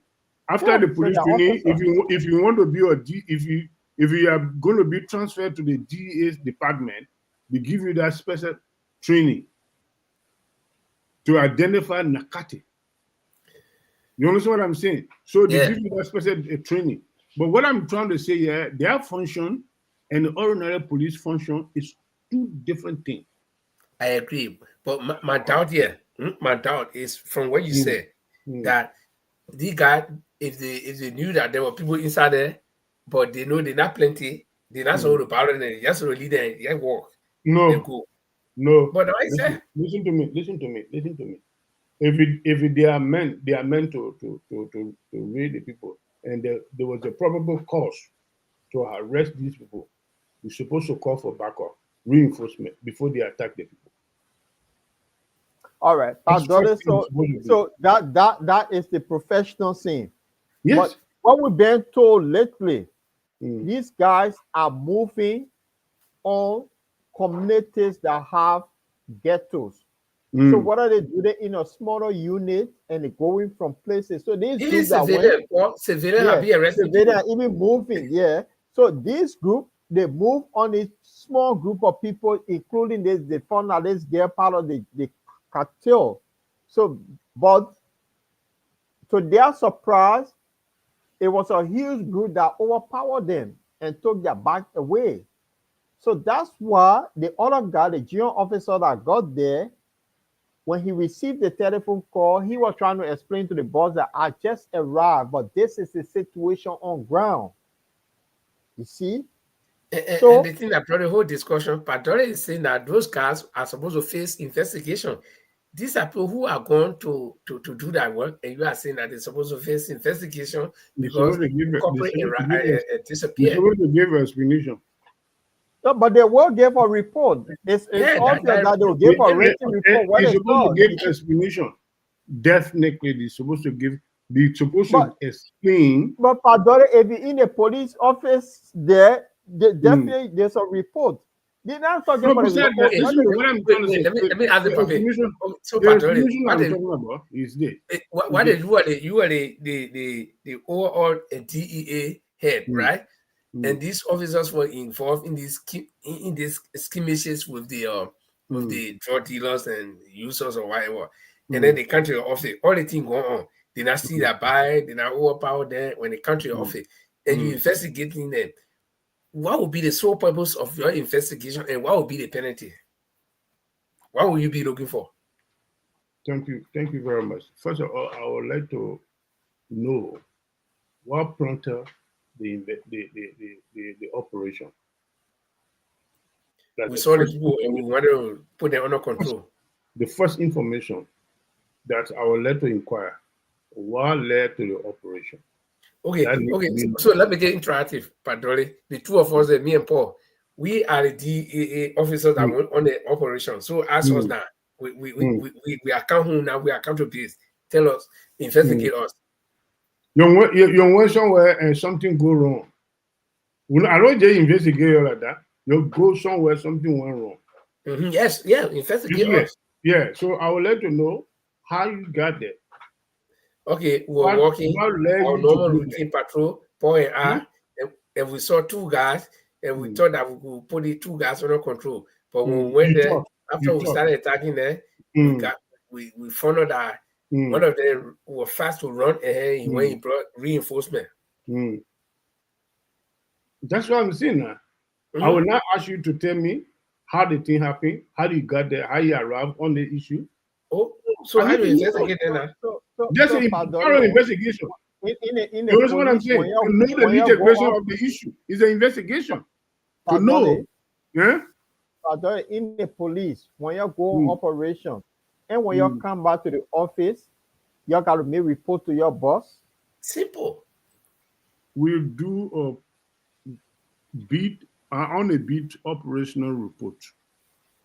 That report, and you'll give a report to the boss. Yeah. So these guys will stay on duty. They stay on duty when the commander called because he heard the doctor got arrested. But the thing is, what happened here is the commander himself, the chief, if this person have not done the recording, the person who did the recording, that was a very smart thing the person did. Yeah, the public will not know. The public will not know. You see? So the person who did it. That's why I said to you guys on set, when social media will not develop like today, minute this and gross disadvantage, the superior officers need to take over subordinate officer. So there is no need. So listen to me. For you to say my point is there is no need for you to say that these two boys supposed to go on an investigation. Why did they escape?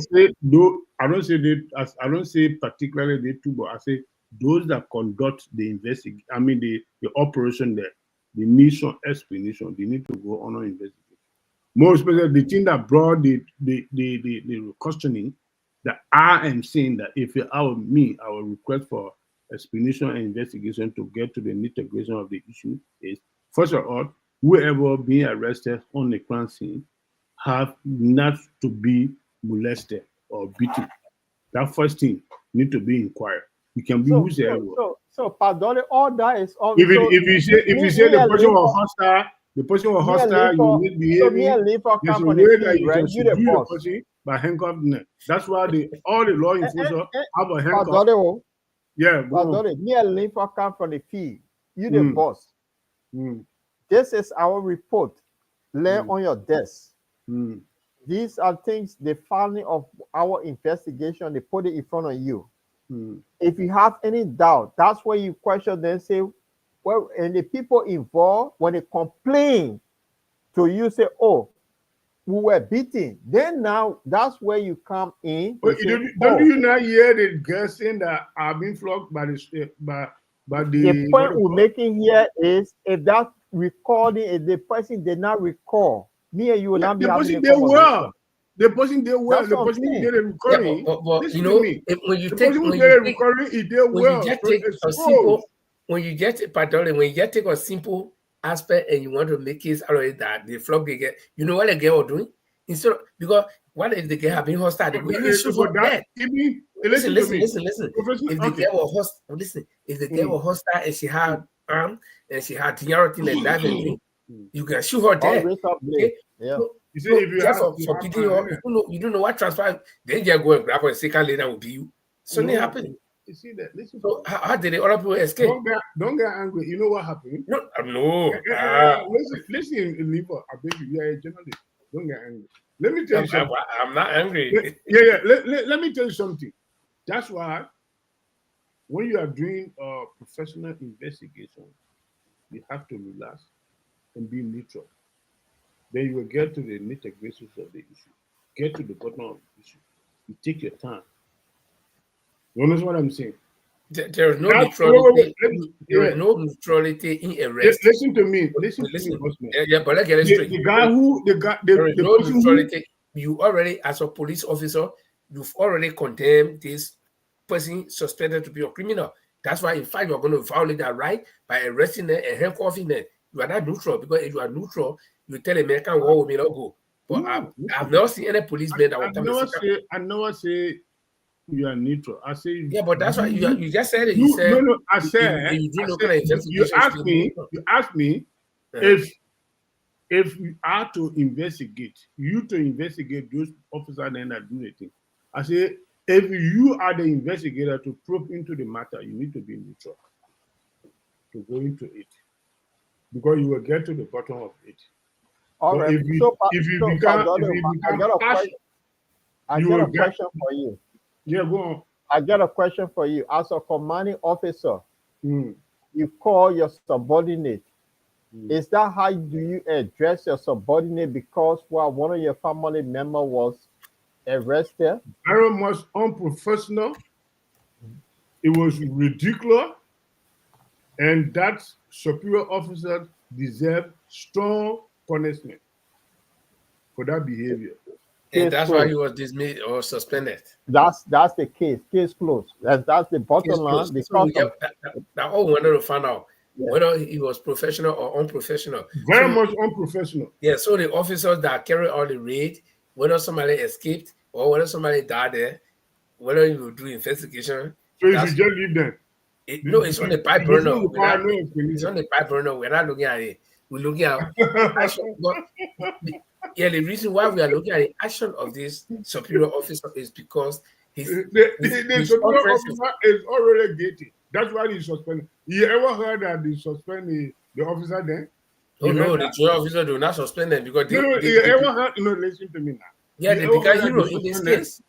They become a hero in this case. Oh God, listen to me now. They become a hero for you. I agree. But what I'm saying, did you ever heard that they suspend them? They will not suspend them. Okay. Why should they suspend them? I said you ever heard. Listen to me now. No. You ever heard that they suspend them? I said no. Okay. Because before any disciplinary action taken on them, they need to go through some preliminary hearing. You understand what I'm saying? Whatever they did well. For what? But the person who immediately need to be suspended and disrobed and put on disciplinary investigations, if possible, dismissing or whatever, is that superior officer who were behaving very much unprofessionally, publicly like that. So, Padre, why should the other police officer go on disciplinary hearing? For what? Who? The other two officers. The junior officers. The junior officer. If there's evidence, until then, they can only be asked to give some or written statement. But when you say they'll be investigated, written statement. Listen to me. You see that you people, journalists, report system, and the police or the criminal investigation report system is two different things. We call every reporting system investigation. You people call interview. You see the two different things? So that way, they get it straight. As a police officer, if you go on duty, you enter my house. Everything you document is what the conversation, everything now ready down. So when you get back to the office, you put it down.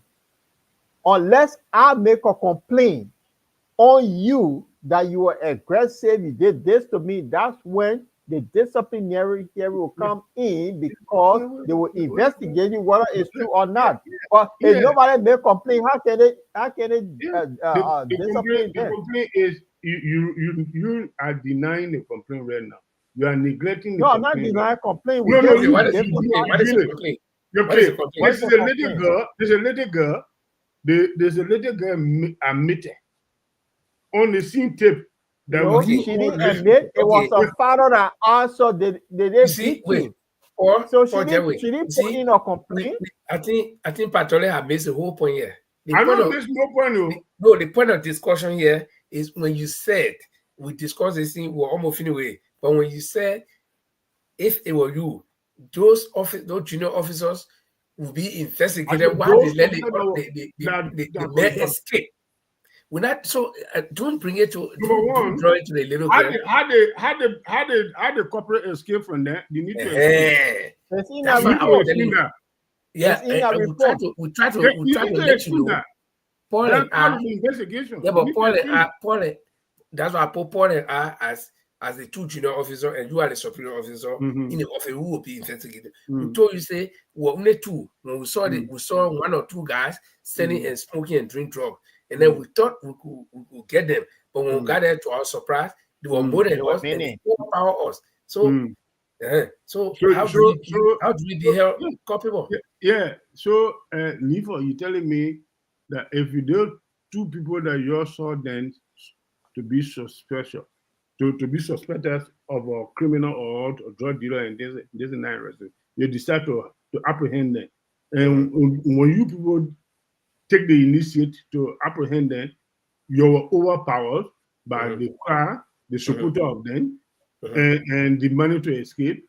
Don't you know that you cannot explain to the office to see how that happened? What led you to go there? Well, I'll just explain that. So we arrested one, and the other guys escaped. And the one why you can't give it? You can't explain to the office. Are you happy? No, we'll explain. That's what we'll tell you. We arrested one. The other two escaped. Yeah, that's what I'm saying now. In one manner, you need to give up. You need to give an explanation. It could be your own negligence, allowing, giving an elbow to the other guy. Say go. Who knows? So basically, you need to get some. Because examine your statement. Okay, so you are not there. You're the senior officer. You are not there. So how will you establish whether I would told the guy to go or not? How will you understand that? Don't you know the guy in some crime in many of the crime scene they have a eyewitness? Oh, do you know that? The two of us there were the do you know that they got eyewitness? Yeah, hold on. The two of us there were the arresting officers. We are going to arrest. We only told one person. The rest of the guy ran away. You are asking how they ran away. But not were in the area or criminal. Some people there were eyewitness. So then. So you now will leave your office to go find an eyewitness. That's a reason why we can't solve no case. By whom? Yeah, listen. You and leave for your being a West for so so many years. Wait, hold on. Are you saying that you don't trust? How the Are you police saying you conduct? don't trust your officers? You don't trust your 2 officers that are on the scene. They come and say, Chief, we tried to arrest the 2 guys, but then unfortunately there were plenty all over the place. They killed the overpower, all the east to our back. And then you say, no, I trust your sale. Let me go ask the eyewitnesses out there. And in case there were no eyewitnesses there, it was also the criminals out there. Who you ask? You know what I've been? Liver, you don't want to accept the thing. So let me just close the case here because you no, never because I'm interested in joining the police now because is that how the police work? Yeah, then number one, will leave the office to go find our witness. I just want to know. Listen to me. You see that number one, the police have a right to put an announcement up. So crime scene. If there's anybody see anything, how will you trust that person? The police are not there to make sure that the person who coming to say our eyewitness. How can the police verify that? Listen to me. The police can easily verify that. How? By the activity that took place on the scene at this time. You understand what I'm saying? The activity took place in Johnson or in Brophy. Then the John Brown come from where Ralph is out there. I heard John Brown will come from Ralph to say I was there. When John Brown comes and say I was there, if he cannot identify the event that took place, then he's disqualified as an eyewitness. So me and Linford went on operation and we called one drug dealer with plenty of money. And we decided to gun him down. And me and Linford, our story will tell you this is what happened. We got him down because he retaliated. One of the guys he did all that. We now report. So no eyewitness. How will you investigate? You go around to say if anyone saw something. That case is very simple and clear. If you go to the drug dealer house and identify good quantities of anti-brief, the money, you decide to get rid of the drug dealer, you're going down. The forensic investigator will investigate how this man was hostile that you going down in 1 minute. Yeah, okay. That will be conducted. Let me get modified. Wait. You answer. Let me get modified the question. And the 2 of us we get gone, and the drug dealer get gone. But when we started a gun, we say no, they meant we fire him for he died, no evidence. Then we take a gun and fire all over the place. Gun fire all over the place. And use a hand because I heard put a hand on the gun. Yeah, that's why we call fingerprint, isn't it? So you take cloth. Listen to me. Let would not expose something on the international media here. You take a white handkerchief or whatever cloth and wipe out the arm and put the criminal hand on it. You say he don't want to fire the thing, isn't it? And that's what you mean. After you finish doing after you finish doing at that moment, the police will still investigate. Listen to me. Man, you there as a law enforcement officer, you gun the man down because you found good quantities of money from there. You confiscate the money into your own personal use. Yeah, and you will not even know whether the man have money or not. Need to or no. Well, listen to me, boss man. Okay, go ahead. We are in a global state now. Yeah, but this is listen to me. You the officer. If I'm investigating that case, let me tell you something tonight. If I'm investigating that case, my officer then went on the scene to apprehend a criminal who is a drug dealer. And all of a sudden, the drug dealer was killed on the spot of the crimes. The crime scene. We come there, we saw the gunman, we saw some physical evidence the officer displays that the person were were well equipped with weapons, dangerous weapons, and he fired, blah, blah, blah. We saw some of the things, the cartridges, the bullets, I think they will be collected. And that's why we have forensic investigator. Forensic investigator is simply... Listen to me. But there's a question here. And wait, let me get now. But the question here I want you to put it on ANC chapter. But let me tell you something. I work with a professional, one of the best. But we know you've been working all over places.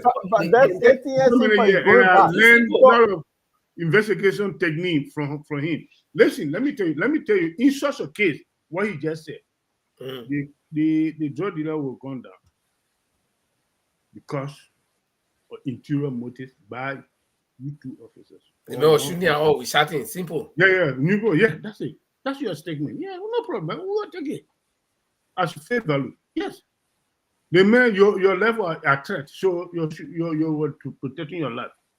You shoot the man there. Thank you very much. No problem. If we suspected that there was a foul play and we don't got no evidence to nail you, first thing we don't just rush on you. We just tell you to give your brief explanation and write down. You know what I'm saying? We'll keep that. First thing we will monitor. Your bank account will monitor it. I'm not gonna monitor bank. Listen to me now. Oh God. Your day-to-day activities in an advanced country, police will be, because people want to. We're not in advanced country. In Liberia now. This is Liberia. Even in Liberia. Even in Liberia. You are not putting in advanced country. You're putting in Liberia. Let me tell you guys something now. Yeah, let me tell you guys something tonight. The four West African country. In our neighboring country, the four, Liberia, Guinea, Sierra Leone, Ivory Coast, the Liberian criminal investigator was the best. You know what? Wait. I'm telling you something. We want from you. You're not seeing it. Let me tell you. You're not seeing it. We've gone down this guy. Yeah. And we lie on him with a chunk of money. Yeah. That we're not going to put back in the account. I'm telling you, money. And I say, establish a fact. You don't even know that we wouldn't went for drugs and we call this guy with drugs. No money involved. But we know why we're going here down. So how will you find out in Liberia, not the West here where they get CCTV, they get this, they get that, they get all. Those days, even in the West, there was no CCTV. CCTV just came, I think, 25 years ago or 20 years ago. Those days, there was no investigation. Like, got to do with CCTV. CCTV come to help the investigator then to get the corporate as soon as possible. Let's forget about the CCTV now. In the place with no technology. How do you deal with it? How do you deal with it? In Sapo National Forest, running away with grabbing there. Yeah, listen to me. I'm saying, if it's something like that happening, the officer who did that criminal act, and there's no sufficient evidence to nail him on the crime, and there's a suspicion that actually foul play. You understand what I'm saying? Suspicion doesn't simply mean it's a fact. You can suspect something, but it's not a fact. So when the suspicion arises in the issue, you don't just forget about that officer, but you do arrest him. And the officer knows too because he understands the system too. You know that there'll be suspicion. Okay. Let me tell you guys something. Okay, one simple question, then the whole thing will end. So what will happen? You suspected him, but you can't arrest him. So what will happen? We make sure that we put surveillance on him. Yeah, you put surveillance on him for 4 or 5 years. What will happen? If possible, even when a person retires from the police force, we will still be keeping surveillance on him. Yeah, but at all, you did not establish anything. So what will happen? That question. If we will not establish anything, then that's it. But we will not get relent. We will not get relent. The police. The suspicion is that we will not relent. We will continue to. So the bottom line of this thing, is that the police does not. The police will not act if they have no evidence. Listen to me. Let me tell you something. Police have only few hours to keep somebody under their detention. 3 days, 3 days possible. Yeah, but you can keep surveillance for 5 years, 10 years. You can keep surveillance for even 20 years, 30 years. Okay, you can be keeping the surveillance, but at least I will not. The criminal will not provide you that opportunity to get evidence. You will be free. That all well established. Well, guys, you will keep surveillance until you can get to the bottom of the issue. Guys, let me tell you, the best FBI directors in America, the best FBI director ever in America was the man they call Arthur Hoover. Very professional man, very intelligent. Arthur Hoover.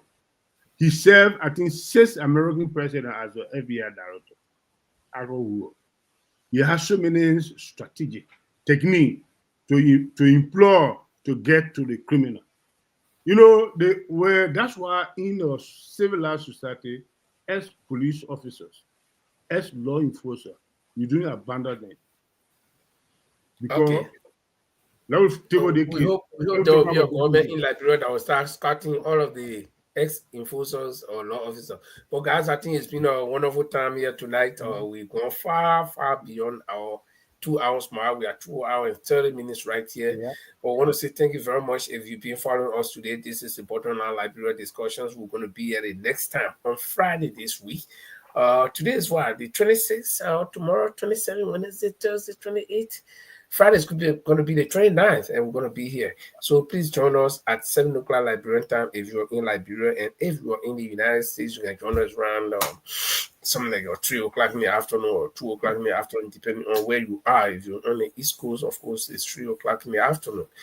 And if you are in Central Europe, you can join us at 9 o'clock. If you are in UK, the United Kingdom, you can join us at 8 o'clock. Well, guys, our time is fast spent. And I guess Padoli became the interviewee tonight instead of being a contributor on the show. He was on a hot seat. You can ask me some of the things because I want to. And I think we learn few things. Some of the mishaps of the police, where the police will make certain decisions we don't even know how it came about because they will be suspecting. And one thing I learned from the police here, the 2 police officers that we have here on the show, is that the police will always act on suspicion. The police will look at you and say, something happened in the community. Because it happened to me before. Okay? In the UK, I'm walking, going to school early morning, police arrest me because they said somebody broke into somebody's house, and because they saw a black man walking, and they started to ask me. And, I had to be there defending myself. I had to prove that I'm a student, open my bed, see my bed, I'm going to school, see my ID card, all the stuff. So in the police will always act on suspicion. And then luckily for them, sometimes they can, on that suspicion, they can be lucky to nab the criminal. But Paul, I turn it over to you. I think from my end, all is done. And we wish all of our viewers a happy, pleasant Tuesday evening. Yes, the same. Padoli, I think we just tell them happy Tuesday evening. And we're back here on Friday for another edition of the show. So I think it was a good show. Yeah. Thank you very much. Gentlemen, let me give my closing statement in terms of you see, if God bless our country to have a responsible government to invest heavily into the law enforcement, I will give a short history about the law enforcement system in our country. From the ending part of Tokman administration to the Tobo administration. That's the time you saw. Yeah, that's the time I saw. Mm-hmm. Liberia National Police needs to have a good criminal investigation training, and we need to do professional investigation. The time that the Liberian National Police became to be a partisan police, playing blind loyalty to the leadership of the country, it started in Samuel Kanyado administration. Samuel Kanyado administration, when you're not loyal to the president or the president and surrounding, you cannot enjoy your work functioning. So police became partisan police, started from Samuel Kanyado time. So the professionalism began to decline up to present. Today we can see it. One of the evidence to you and I know quite recently, the way our Liberian National Police handled the fire incident at the Capitol building. So let's wrap up, Adoli. Yeah. So, gentlemen, let's pray for our country so God can bring us somebody, the president who would like to be neutral, not to interfere into any investigations or not to have any personal interest in anything. Even the drug issue we're talking about, one of the main drug dealers was recently arrested. We got evidence that he is a strong supporter of the president, the current president. We got photo evidence to that effect, everything. And that man have disappeared from the country. No one knows how he left the country. So that alone showed that they be here in that drug issue. So I will close my case from here. May God help us and God bless Liberia and God bless all our community people. Thank you very much. Thank you, Pastor. God help us, God bless Liberia, and God save the state. Until then, we meet on Friday. So to close the show tonight, I want to say thanks to our viewers. Thanks for following us. Thank you for sharing the show as well. We're back here on Friday. So I'll leave you with this beautiful Liberian song until we meet. Is it when Sherry coming? Friday by His grace. Oh. Let's try. Did you watch your enemies? They want to see me. Put up, get and tell they want to me. Soko. They want me to die, oh, did you watch your enemies? They want to see me. Put up, get and tell. Hey, good anyway. Because my tana can't hold me with a la and Kaleo. They want to hear warrior. Because my labor only one school and carry. They won't eat me on lelo. My kina only won't offer. And now for the nobody want for me, I will see you. Walk care for me, you will carry. I just money my business. They try let need you water enemies, they won't see me. Poto, gill and chen, they will kill me. Soko. They just want me to die, bolala. Oh, need you water enemies, they won't see me. Poto, gill and chen, they will kill me. Soko. They just want me to die, bolala. I'm blessing rap, yale plenty, bokule sardine, plenty like cartoon with jalona. They in the heart, they boss in the medulla, oh yeah. Blessing can follow me, all of my people let me. Because my eye can clip up can fight for me, like can fight for me.